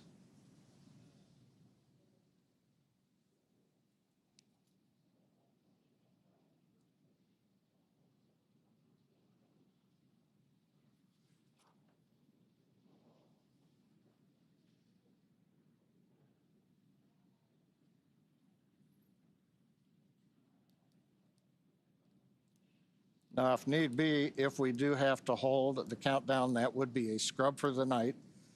Right now, as we talked about earlier, the space station orbit is passing over Kennedy Space Center, getting everything aligned. Dragon SpaceX wind upload is complete. You are go for Section 6, close visors and arm launch escape system. Visors are closed and arming launch escape system now. All right. That's good news. We've got the winds uploaded. Closing the visors, you can see on the screen. We're also going to begin escape system arming. It's going to take about 50 seconds once they get into it.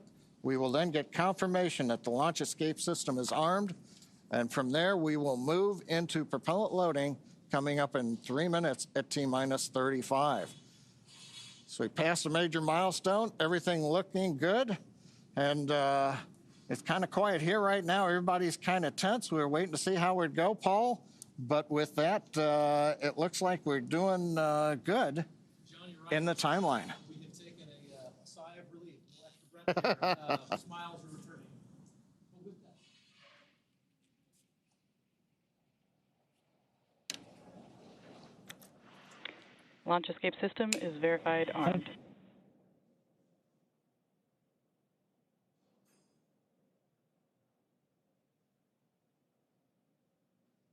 Very good. With all of those call-outs and the progress now being made again towards launch, let us tell you more about their destination, the International Space Station. And with that, we'll send you to NASA's Johnson Space Center and Sandra Jones for all things tracking about the mission. For the start of propellant load. Thanks, Paul. I'm here in the International Space Station Flight Control Room at NASA's Johnson Space Center in Houston, Texas, where teams are working around the clock to monitor the Expedition 73 crew and systems aboard the orbiting laboratory. Today, this team is ensuring that the station is ready to receive Dragon and the Axiom 4 crew. Private astronaut missions are an important component of NASA's strategy for enabling a strong and competitive economy in low Earth orbit. Unique to Axiom 4, NASA is collaborating with the Indian Space Research Organization, or ISRO, on 5 joint science investigations and 2 on-orbit STEM demonstrations, which help showcase the strength of international collaboration and the shared commitment to expanding access to space. As the International Space Station nears the end of its operational life, NASA plans to transition to a new model featuring commercial space stations to maintain its leadership in microgravity research and ensure a sustainable access to low Earth orbit for the benefit of humanity. So let's take a moment now to learn more about the International Space Station and NASA's commercial future in low Earth orbit. For more than 25 years, NASA has used the International Space Station to advance the nation's scientific and exploration goals, completing research not possible on Earth. With international partners, the orbiting laboratory has supported more than 4,000 science investigations and served as a test bed for technology demonstrations and human research to better explore the Moon, Mars, and beyond. Through NASA's investment, the United States is operating multiple commercial cargo and crew transportation spacecraft and now is developing fully commercial space stations for low Earth orbit. With transportation and destinations, NASA's efforts are opening opportunities for private industry to use space for new markets that could benefit from microgravity. The International Space Station is the blueprint for international partnerships and commercial opportunities in space. As NASA looks to buy services from private industry, the agency looks to the future, exploring the secrets of the universe for the benefit of all.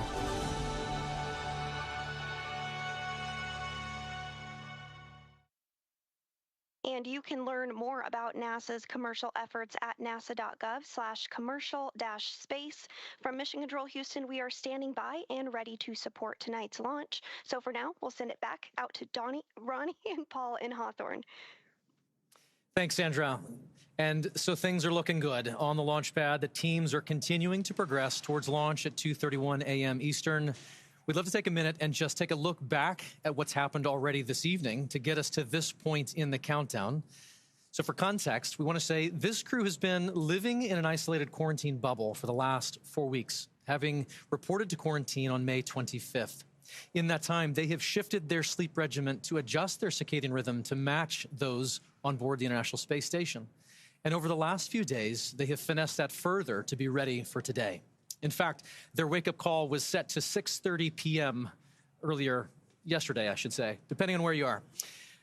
But then about 4.5 hours prior to the scheduled launch time, the Axiom Space ground operations team drove the AX4 crew to Kennedy Space Center, where they shared a brief moment with loved ones before officially being handed over to SpaceX for today's launch.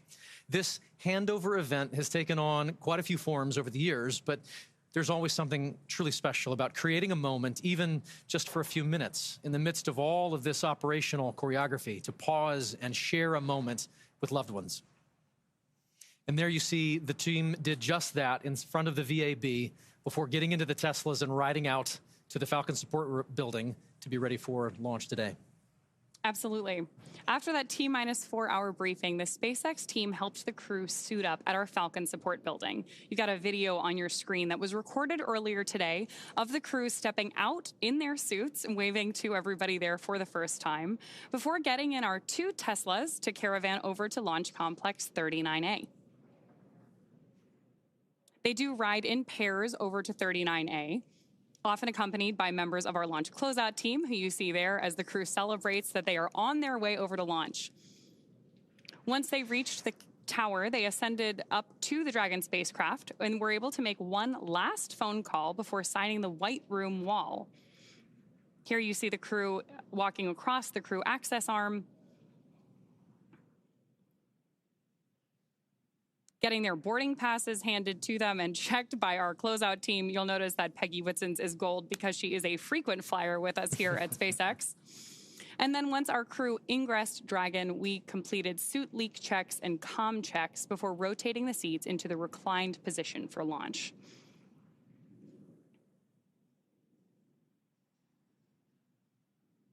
Love these videos of them up in the White Room there. You can see those signatures on the wall behind them, hugging the closeout team before ingressing the capsule.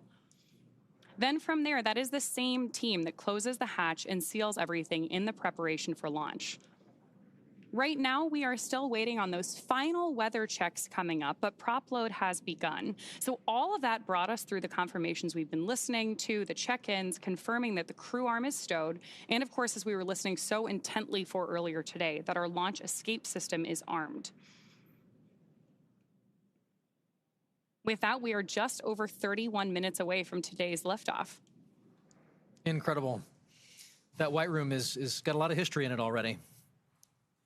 And lots more to come, which is really exciting. Yes, we are just adding another chapter to this storied location. That 39A has got so much history already.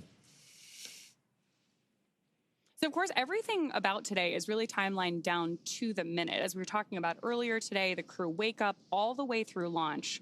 We have this kind of precise choreography that is key to our launch site execution. Each of the calls we're hearing, the visual cues that we're seeing, and that we're acknowledging to you who are joining us from around the world, serve as critical synchronization. Stage 1, cryohelium loading. There's confirmation there that we're loading the cryohelium on board stage 1 of Falcon 9. And each of these milestones are critical synchronization points for both the ground and crew teams. As they say, slow is smooth and smooth is fast. It's hard to believe that it's been 5 years since Dragon radically changed how humanity gets to space. After the space shuttle program ended in 2011, NASA astronauts primarily used the Russian Soyuz spacecraft for travel to the International Space Station. Until 2020, Dragon was the Russian Soyuz spacecraft was the only human-capable launch vehicle available. Meanwhile, SpaceX's Dragon was being developed, and then in 2010, it became the first commercial spacecraft to be recovered from orbit. In fact, just for fun, because it's cool to know, the Dragon that flew on that first commercial mission is actually the one hanging behind us here in front of Mission Control in Hawthorne. Since then, Dragon has supported 17 human spaceflight missions and flown 66 crew members representing 17 countries. Overall, Dragon has flown 52 missions, carrying over 1,000 experiments and over 300,000 pounds of cargo to space. And each of those missions represents a host of firsts that have helped shape this generation of spaceflight. To fully appreciate the progress being made together with SpaceX and NASA, it's worth noting that Axiom Space's 3 missions to date have helped provide greater access for nations and researchers, setting new precedents for private astronaut efforts aboard the International Space Station. And AX4 adds to that growing flight heritage. After a successful liftoff and orbital insertion, the AX4 crew are set to rendezvous and dock with the International Space Station tomorrow. They'll spend approximately 14 days aboard the orbiting laboratory, bringing the occupancy count up to 11. And over the last 10 months, this crew has been working with instructors to learn every system they will be working with on station. They have studied and practiced every experiment, reviewed and rehearsed every event, all to maximize that time in space. Collectively, this crew is undertaking the largest quantity of research efforts of any Axiom Space mission to date, with over 60 research activities on their timeline, representing 31 different countries. Missions like these continue to expand what is possible and set the stage for even greater opportunities to come. Then, at the conclusion of their time on station, the crew will participate in a closing farewell ceremony and begin their preparations for the journey back to Earth. As we've mentioned a couple of times, that'll be about 14 days from today.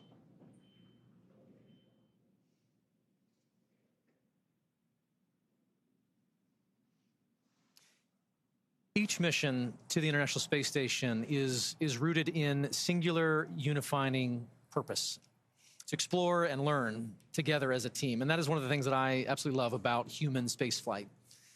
The International Space Station is a symbol of what can be realized from international cooperation and collaboration. And so while this particular mission may represent the goals of 4 specific nations, today they are launching as one crew, one team. And in that spirit, this crew created a mark to represent their shared effort together. The AX4 mission patch is something that Peggy, Shukla, Slawosz, and Tibor will wear proudly for the rest of their lives. But so will thousands of people who've worked tirelessly to contribute to this mission.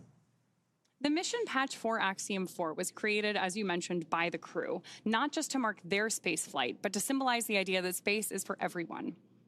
Anchored by the centrality of the Earth and flanked by a diverse set of national flags, there are several intended meanings woven into this design. For instance, the 7 stars represent the 7 continents and point to global inclusivity.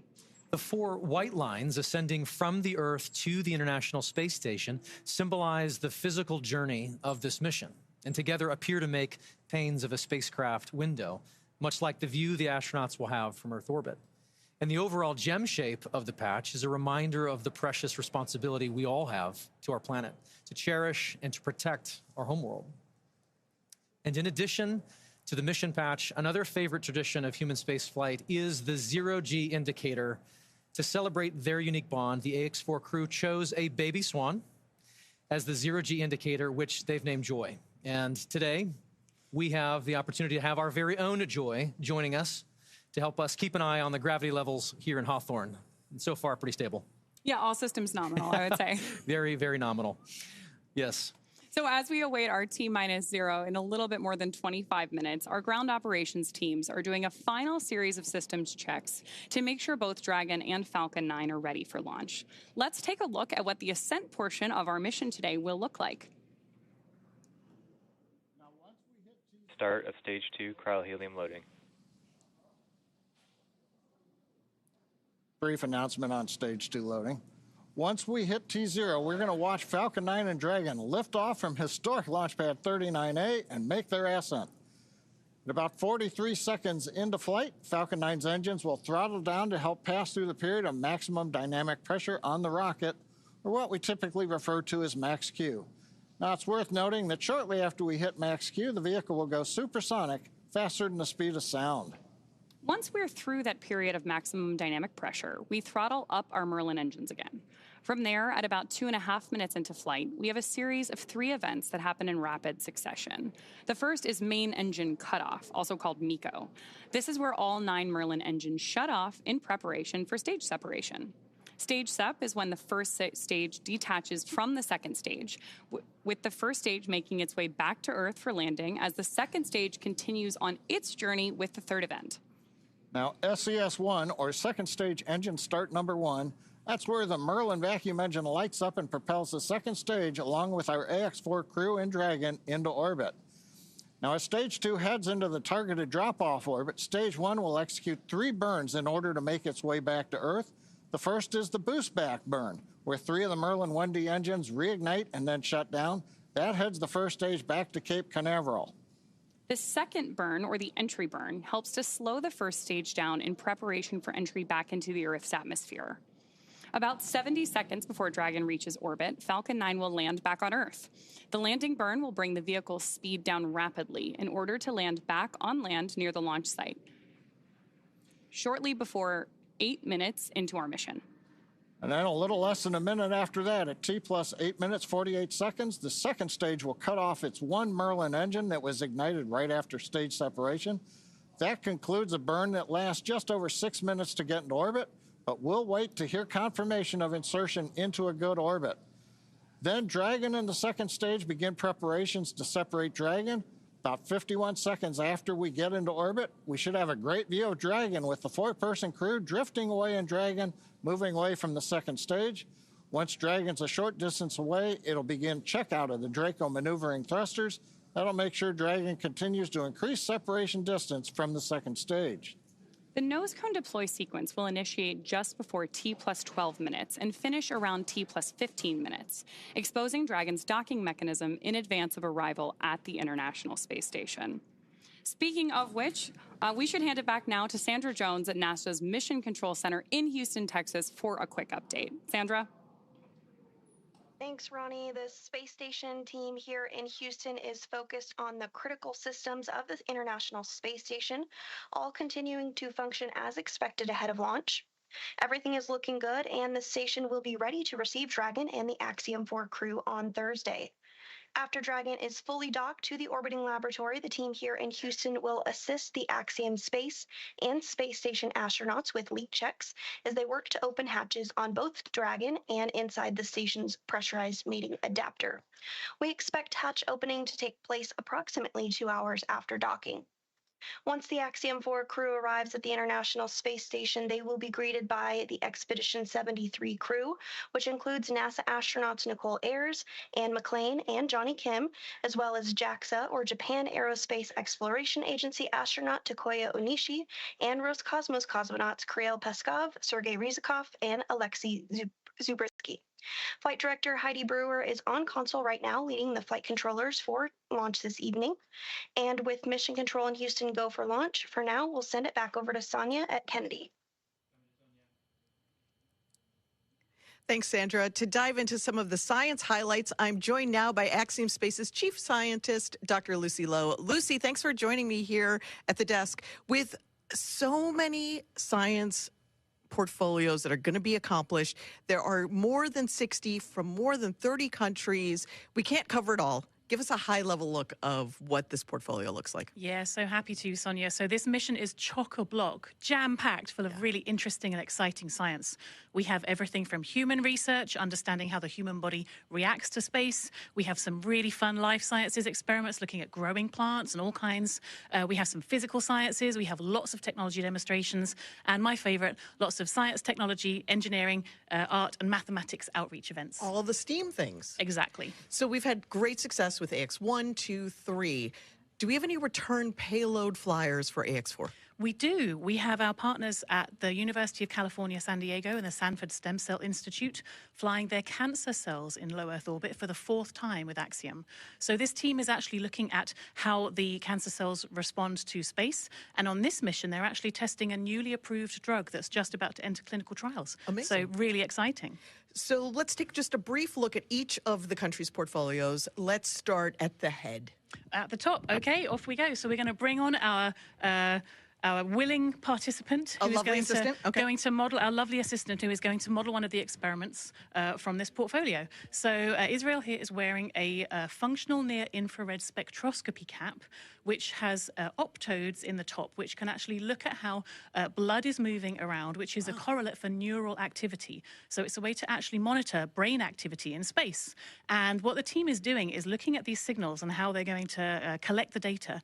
And they're actually creating what they're calling a brain-computer interface or a brain-machine interface, which could be really interesting and useful not only for future exploration missions, but also for applications back here on Earth. So, for example, for rehabilitation after neurological disorders. And which country's portfolio is this from? This is from ESA and the Polish Space Agency. Amazing. So what is ISRO doing? What's their portfolio look like? So ISRO has a very, very busy portfolio. So Shuks is going to be doing lots and lots of research throughout the mission. So their team is going to be looking at cyanobacteria and microalgae, and they're going to be looking at how these could be used for food or for fuel or for potentially even life support systems on orbit in the future. The team is also looking at muscle cells. They're seeing how muscle cells respond to access to microgravity. So when the human goes into space and there are changes, physiological changes that happen very quickly that can impact the muscle cells. And so the team is going to be looking at some of these changes to muscle cells in space and then applying that understanding not only to developing countermeasures for future crew, but also to take that learning and then understand more about diseases that might affect muscle wasting back here on Earth. I wish that this was on so we could see if anything was lighting up with Israel. Thank you so much for helping with this. I'm going to turn this way and I'm going to get the Dairos B project. Israel, thanks for joining us here, showing off the headset there. This is fascinating. While I manipulate this, like they're going to do in space, which basically makes me an astronaut, I'm going to also hum Bach. You should do. So this is a project from Hunor, flying this research. And this is actually looking at fluid dynamics in space. So we've put this tape on for artistic purposes. Tibor will not have this disco tape on orbit. But in space, what is going to happen is this will be surrounded by a ball of water that's going to have microparticles embedded in it. And as a video is recording and he's turning the handle... To music. To music, exactly. The tempo at which he's turning the handle is going to increase, not too much. Okay. as he's listening to bark. So he's going to know exactly how fast to turn the handle.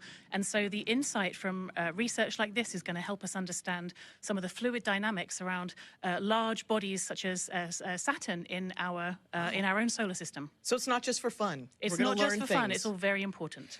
If there is a researcher who's watching now and says, I've got research that I want to get into low Earth orbit, how do they do that? They come talk to us. Go onto the website, get in touch, and we'd love to fly more research like this and do more cool science in space. Such cool science. Thank you so much, Lucy, for making it just understandable for the general public, and we can't wait to see how it all plays out over the next couple of weeks. Thank you. Thanks, Lucy. And, you know, the AX4 mission is very exciting, and the families and friends want to be here, but some of them couldn't. So we want to share with you now just a little taste of the friends and family who are cheering on the entire AX4 crew. Peggy, Shuks, Swa, and Tibor. A great group of teammates who are doing great things for their countries, and here are the folks who have been supporting them all along the way.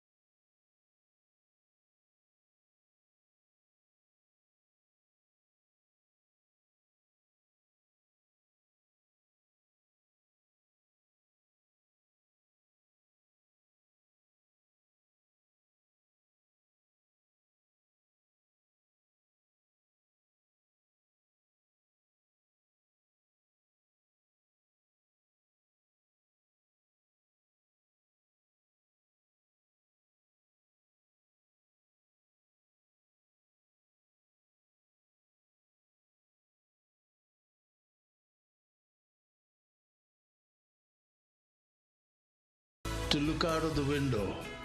Have a fun time, guys.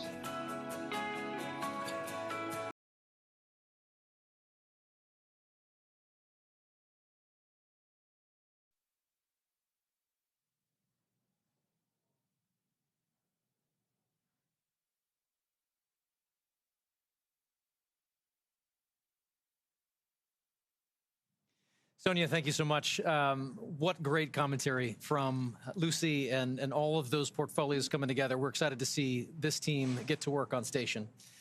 And as we know, spaceflight has a rich history of traditions. We've spoken of about a few, from the zero-G indicator to others. We started this next tradition for AX2, and we're excited to continue that today. It's a special thing to be named as a commander to anything, but being the commander of a 4-person crew that has completed months of training and is about to defy gravity and set sail for the International Space Station, it's truly out of this world. Peggy has some thoughts she wanted to share here in this moment, just a few short minutes from launch, and here's Peggy.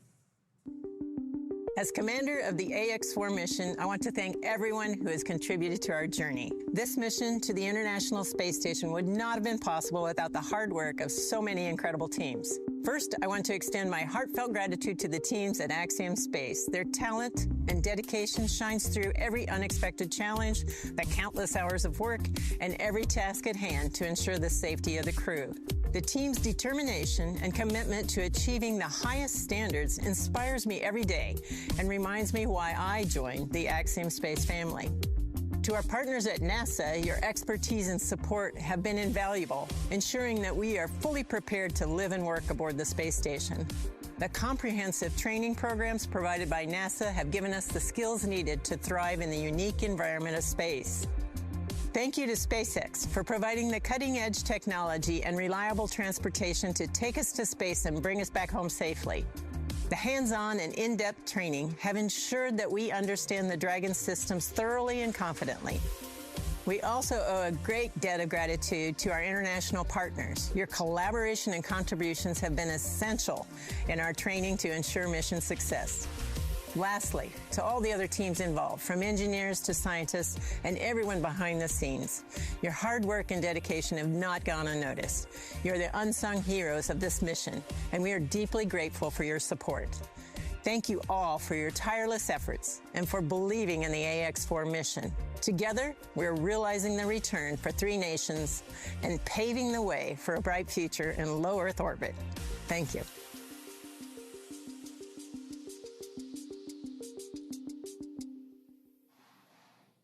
Awesome words from our commander there. And of course, with that, we are just under T-minus 11 minutes until our liftoff at 2:31 a.m. Eastern today from Launch Complex 39A at Kennedy Space Center. Just in case you are just joining us, right now on your screen, you have a live view of Falcon 9 with our AX4 crew safely tucked in the Dragon space capsule atop the vehicle. At this point, we are coming up on terminal count. Our crew access arm has been moved out of the way and our launch escape system is armed. And we are standing by for that final process by which we step into our terminal count, get ready, Dragon and Falcon for liftoff. Dragon SpaceX, confirm crew displays are configured for launch. The displays are configured for launch, and the Axiom 4 crew would like to thank the incredible teams that have made this moment possible. To the Axiom Space team, you've poured your hearts into this mission. Your passion and dedication have lifted us higher. We wear this patch with pride because of you. To NASA, thank you for the decades of knowledge, the training, and the trust. You've shaped generations of explorers, and we're honored to carry that legacy forward. To SpaceX, thank you for giving us the wings to fly and the confidence for a safe return home. And to our international partners, thank you for standing with us across borders, united by shared purpose. And to every person behind the scenes, engineers, trainers, families, and friends, you are the quiet force behind this mission. We carry the hopes of many with us. As we realize the return, we will bring those hopes home to you. Thank you. Peggy, Shukes, Swav, Tibor, from all of us that are staying here on the ground, we look forward to your mission. All the hard work from our teams culminates here. So good luck, enjoy the ride, and science the heck out of all your experiments.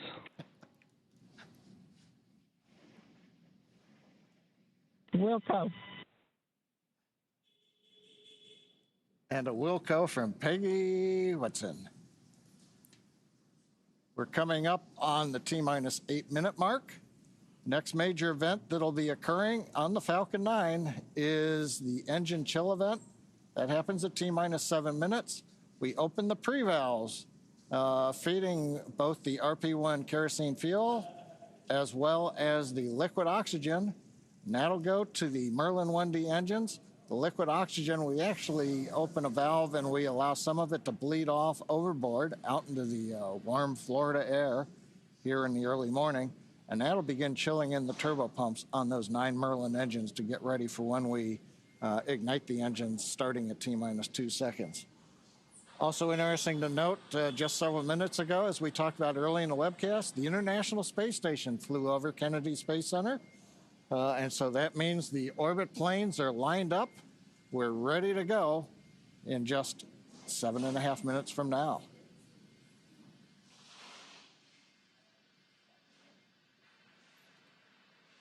Now, while we're getting ready to open the pre-valves, which is one of those what we might call significant events in the life of the Falcon 9 as we count down, we'll also be chilling in the upper stage engine.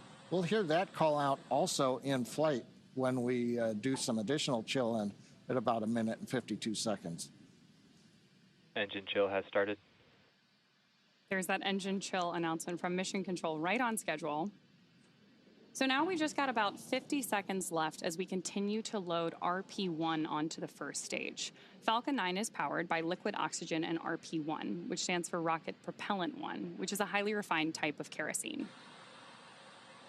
By the time we reach liftoff, Falcon 9 will have approximately 1 million pounds of fuel on board and will be burning 700 gallons of fuel per second at liftoff.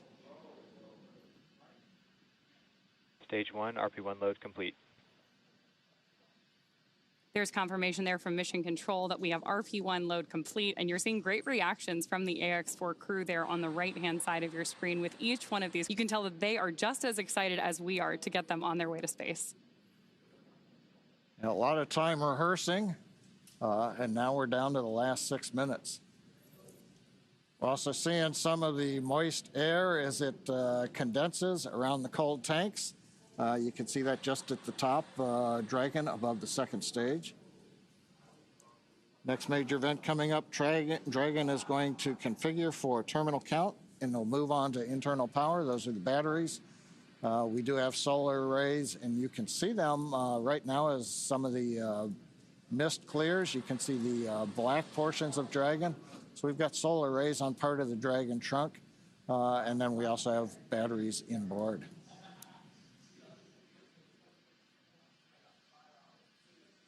Now we have completed loading fuel on both the first and second stage. We're still loading liquid oxygen onto both stages. That'll wrap up at the T-3 minute mark and the T-2 minute mark. But right now we're waiting to hear the final updates to the crew. Falcon 9 propellant tanks are pressurizing for Strongback retract. That's good news for Mission Control. Dragon is in configure for terminal count. There we heard that we are pressurizing Falcon 9 for Strongback retraction. The Strongback is the tall structure standing right to the left of the rocket right now. And we pressurize Falcon 9 so that we can begin to retract that support structure away from the vehicle ahead of liftoff. Great view there of Dragon sitting Strongback retract has started on top of Falcon 9. And we'll look for those clamp arms around the base of Dragon just beneath those solar panels John was just talking about to begin opening up so the Strongback can pull away. The Strongback is used both to move Falcon 9 out to the launch pad ahead of liftoff and to provide all of the fuel and comm umbilicals that we're using in the lead up to launch. There are those clamp arms opening up. And then we'll see the Strongback pull just about 2 degrees away from Falcon 9 in the final lead up to launch. Then at liftoff, it'll move to a full 45 degrees away from the rocket. Great live shots there of the capsule on board the rocket here. Yeah, Ronnie, it takes about 20 seconds for the hydraulics to open up those clamp arms that held on to the second stage. Then about 30 seconds, it's hard to see, but that Strongback will move just a couple degrees away. And with that, we are just about 30 seconds away from the expected call out that LOX load has been completed on board our first stage.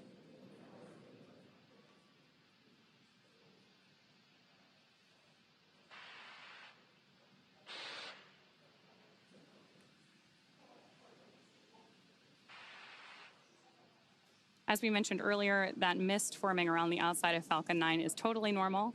That's just some of that. Stage 1, LOX load complete. Some of that liquid oxygen that has now been fully loaded on board to stage 1, venting out into the warm Florida air and condensing into clouds. So we continue to check off events here in the last minutes of the countdown. Dragon is in terminal count and is on internal power. And the confirmation a minute ago, we started the move into transition. And there on the left side of the screen and the right, you can see some of the watch parties, Paul. Yeah. Absolutely. On our left side of the screen, you can see the school in India. And then the right side of the screen is the planetarium in Poland with students and fans of this crew cheering on what's about to be a momentous moment. They're good in the planetarium, keeping it dark in there for them. Okay, we're waiting to hear the confirmation that second stage LOX load is complete. That should be coming up momentarily. Stage 2, LOX load complete. There's that confirmation from Mission Control right on schedule. So the next major visual milestone we're likely to have from the outside of the spacecraft is going to be venting. Dragon is in auto idle. Confirmation there from Mission Control that we are in auto idle on board Dragon in that final minute and a half before launch. Now, we are expecting gas closeouts to be followed by some loud venting, and we're likely to see a larger cloud of liquid oxygen. Gas closeout has started. Expect loud venting. There's instructions to the crew, also right on schedule. And a great nighttime shot of Dragon sitting there at historic Launch Complex 39A with the AX4 crew safely tucked inside with just over a minute to go until liftoff. Seated left to right inside Dragon from this camera's perspective, you have Tibor Kapu there on the left-hand side. Then beside him is our pilot, Shubhanshu Shukla. Then to the other side is armed. Falcon 9 is in startup and is now controlling. Is Commander Peggy Whitson, and Dragon then on the far side is Slawosz Uznanski-Wisniewski of ESA.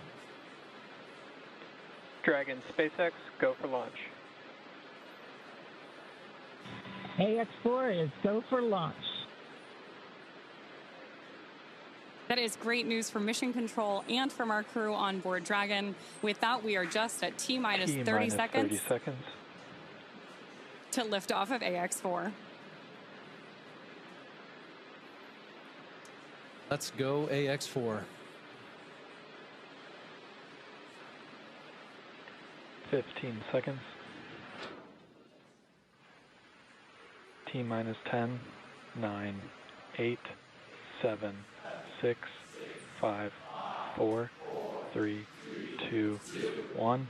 Ignition and liftoff.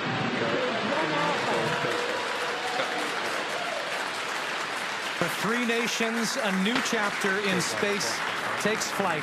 Godspeed, AX4.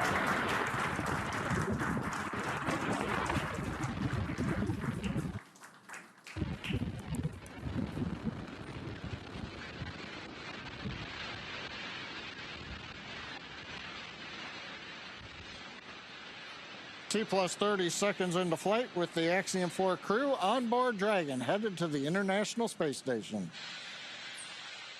Waiting to hear call-outs from the Falcon 9 engineering team. Power and telemetry nominal. Stage 1 throttle. We're throttling down the 9 Merlin engines. We're into the throttle bucket, preparing for max Q. Max Q.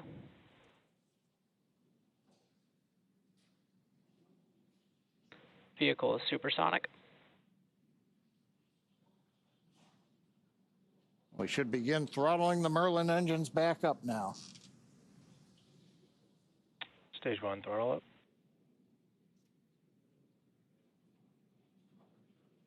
Mission Control confirming. Stage 1 Bravo. That throttle up, and we Copy are 1 Bravo. hearing our Commander Peggy Whitson call out the first abort mode. Each of these are a specific phase where if for any reason we had an in-flight abort, underway. Dragon would abort to a safe location. So we're going to call out each of those milestones as we pass through them. We also just heard the call out for MVAC chill. We're going to trickle just a little bit of liquid oxygen now into the turbo pumps on board our Merlin vacuum engine on stage 2 in preparation for second engine start 1, which will of course be shortly after stage separation. Now, at this point, we are just about 30 seconds away from 4 events that are going to happen in rapid succession. The first one will be main engine cutoff, or MECO, then again followed by stage separation, ignition of that second stage engine, which we are already preparing for, as well as the first stage's boost back burn. With that confirmation from Mission Control that we are throttling the first stage engines down, we are expecting MECO at T plus 2 minutes and 26 seconds. MECO. Stage separation confirmed.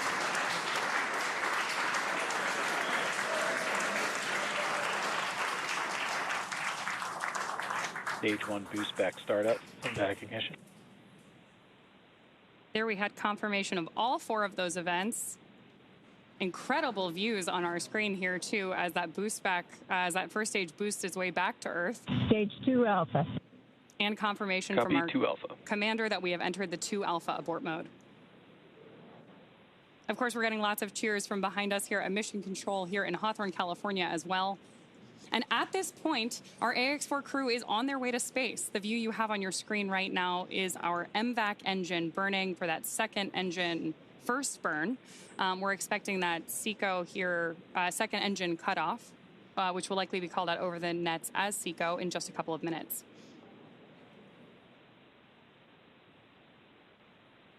Stage 1 boost back shut down. Confirmation that the boost back burn on our first stage booster is now complete, and the booster is heading back toward the Florida coast to attempt a landing at LZ1.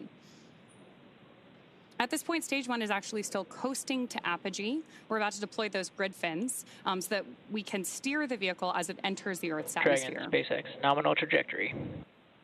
And that call out from Mission Control means Dragon that copies, nominal trajectory. everything is right on track.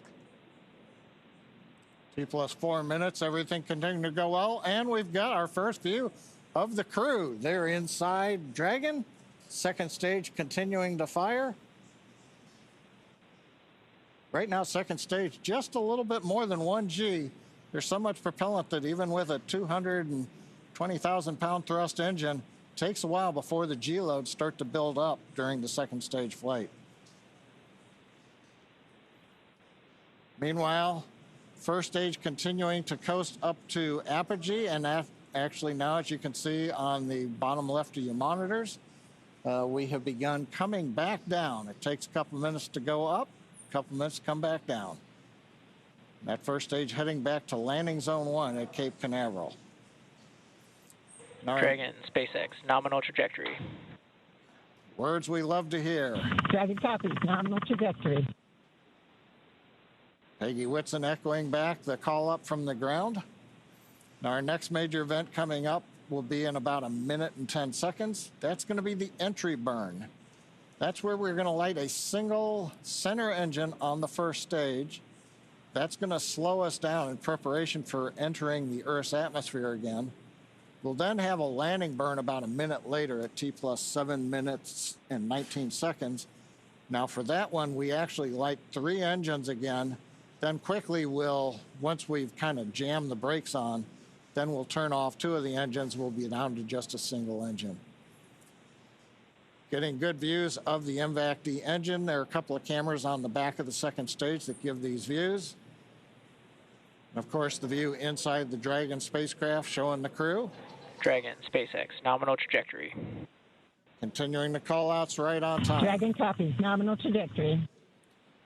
Now, right now, as Ronnie pointed out, the grid fins have been deployed, but they're not being used. Right before the entry burn, we'll possibly see a little bit of motion if we can pick up the first stage camera. That's just to check out. It's not until we actually get through the entry burn. Stage 1 entry burn startup. That we get back in the atmosphere. And now here is entry burn call out. This is going to be about a 12-second burn. That's going to slow the vehicle down. You can Stage watch 1 that. entry burn shutdown. There you just saw on the left-hand side of your screen that first stage entry burn shutdown. Right now on your screen, we've got great views of our second stage engine, the Merlin vacuum engine, continuing to take our AX4 crew to orbit. The next milestone for our first stage is going to be the landing burn, where we'll relight just the center engine, as John mentioned. Dragon, SpaceX, nominal trajectory. Again, things we love to hear. Stage 1 FTS. Dragon copies, nominal trajectory. Continuing to get good communication from our crew on board Dragon. Stage 1 transonic. Confirmation that stage 1 is now transonic on its way back to LZ1, which is just about 9 miles away from our liftoff location today. LZ1, of course, is the site of the first successful landing attempt, and hopefully it will be the second time that this particular booster sticks its landing.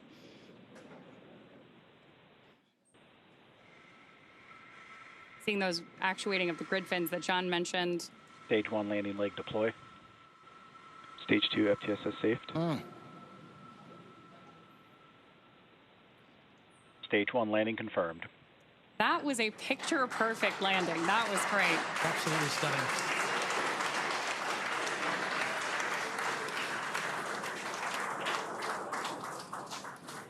So coming up next for our crew, now that we've confirmed that booster touchdown, is going to be second engine cutoff, also called out as SECO.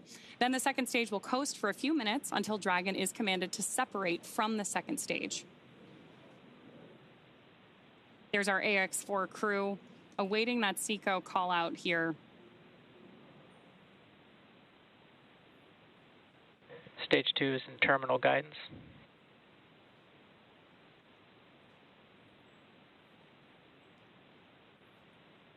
Good continued burn from our second stage engine there. Now at this point, our crew is experiencing about 3 Gs in the lead up to SECO 1, which of course will be their first taste of microgravity. SpaceX Dragon, Shannon. There's confirmation Copy, Shannon. of the Shannon abort mode.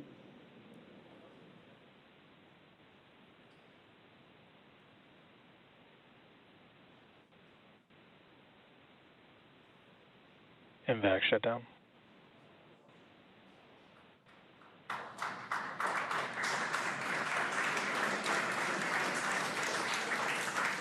SpaceX Dragon, we have a nominal orbit insertion. Nominal orbital insertion, SpaceX, and we had an incredible ride uphill, and now we like to set our course for the International Space Station aboard the newest member of the Dragon fleet, our spacecraft named Grace. Grace is more than a name. It reflects the elegance with which we move through space against the backdrop of Earth. It speaks to the refinement of our mission, the harmony of science and spirit, and the unmerited favor we carry with humility. Grace reminds us that spaceflight is not just a feat of engineering, but an act of goodwill. Benefit of every human, everywhere. Over to you, Shuk. Launch escape system disarmed. 10 minutes into flight. Water ride. नमस्कार मेरे प्यारे देशवासियों, water ride 41 साल बाद हम वापस अंतरिक्ष में पहुंच गए हैं और कमाल की राइड थी। इस समय हम 7.5 किलोमीटर प्रति सेकंड की रफ्तार से पृथ्वी के चारों तरफ घूम रहे हैं और मेरे कंधे पे मेरे साथ मेरा तिरंगा है जो मुझे बता रहा है कि नहीं हूँ, मैं आप सबके साथ हूँ। ये मेरी इंटरनेशनल स्पेस स्टेशन तक की जर्नी की शुरुआत नहीं है, ये भारत के ह्यूमन स्पेस प्रोग्राम की शुरुआत है और मैं चाहता हूं कि आप सभी देशवासी इस यात्रा का हिस्सा बने।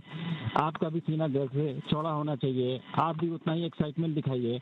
आइए हम सब मिलकर भारत के इस ह्यूमन स्पेस प्रोग्राम की जर्नी की शुरुआत करें। धन्यवाद। जय हिंद, जय Bharat.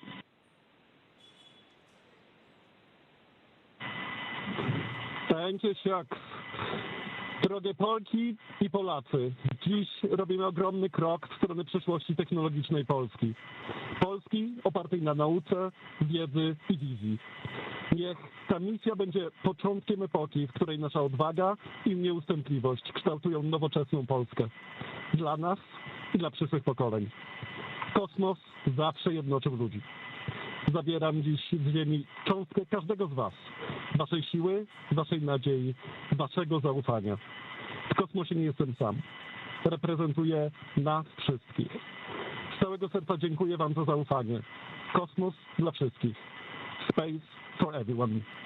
And with that, over to you, Tibor. Thank you, Slav. 15 millió magyar emelt ma idáig. Támogatásotok olyan, mint a szürke hamu alatt nyugvó parázs. Belül csendben ízik, de ha fát dobnak rá, egyként lángol. Hálás és büszke vagyok, hogy a hazánkat képviseltem. Családomnak és barátaimnak köszönöm, hogy ti vagytok a legerősebb támaszaim. A ti hangotok hangosabb, mint a rakétánk, erőtök nagyobb, mint a gravitáció.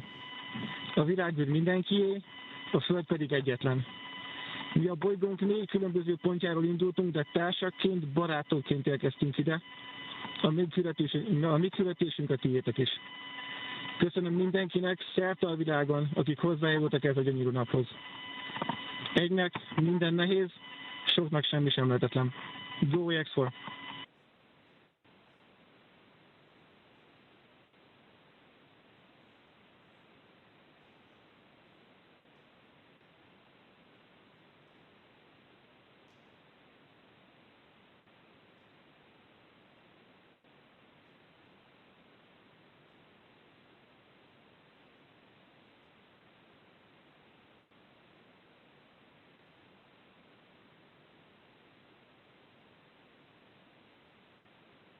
And we are getting some views inside of the newly named capsule that the crew announced today. On behalf of the entire SpaceX launch team, thank you. It's been a privilege to work with you so far, and we're excited for you to have a safe flight and a safe return home. Good things come to those who wait. Godspeed to the maiden crew of Grace.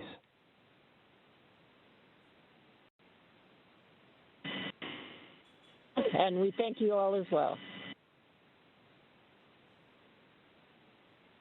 And so with today's successful launch of Axiom 4, the teams at NASA's Johnson Space Center will continue to monitor Dragon's flight to the International Space Station over the next 28.5 hours.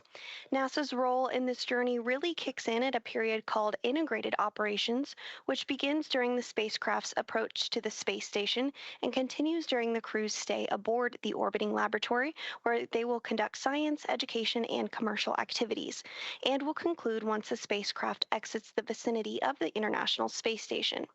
During integrated operations, the NASA, SpaceX, and Axiom Space teams are all working in lockstep.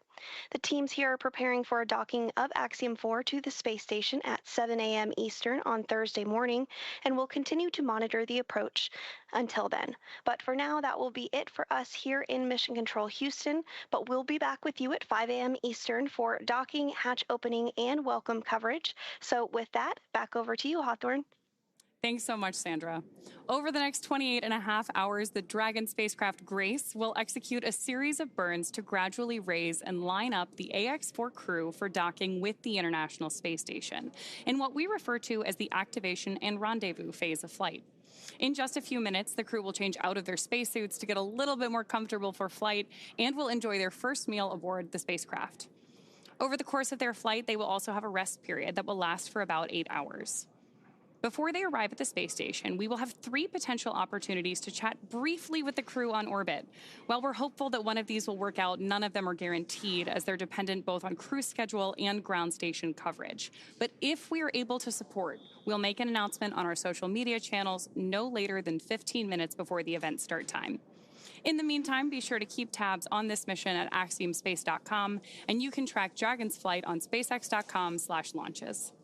And even if we aren't able to talk live with the crew, we will continue to provide updates on the mission across our social media channels. And then as Dragon and the AX4 crew approach the International Space Station tomorrow, June 26th, we will pick back up with our live joint coverage of the AX4 crew's docking to the station with NASA. Please keep an eye on Axiom Space and SpaceX social channels for updates, as there will be plenty of incredible moments to share with you over the next 2 weeks. From all of us at Axiom Space, thank you, SpaceX. Thank you, NASA, for making today possible. Thank you to ISRO and ESA and Hunor for pursuing this endeavor with us. What started with joy now continues on with grace. And we will see you very soon.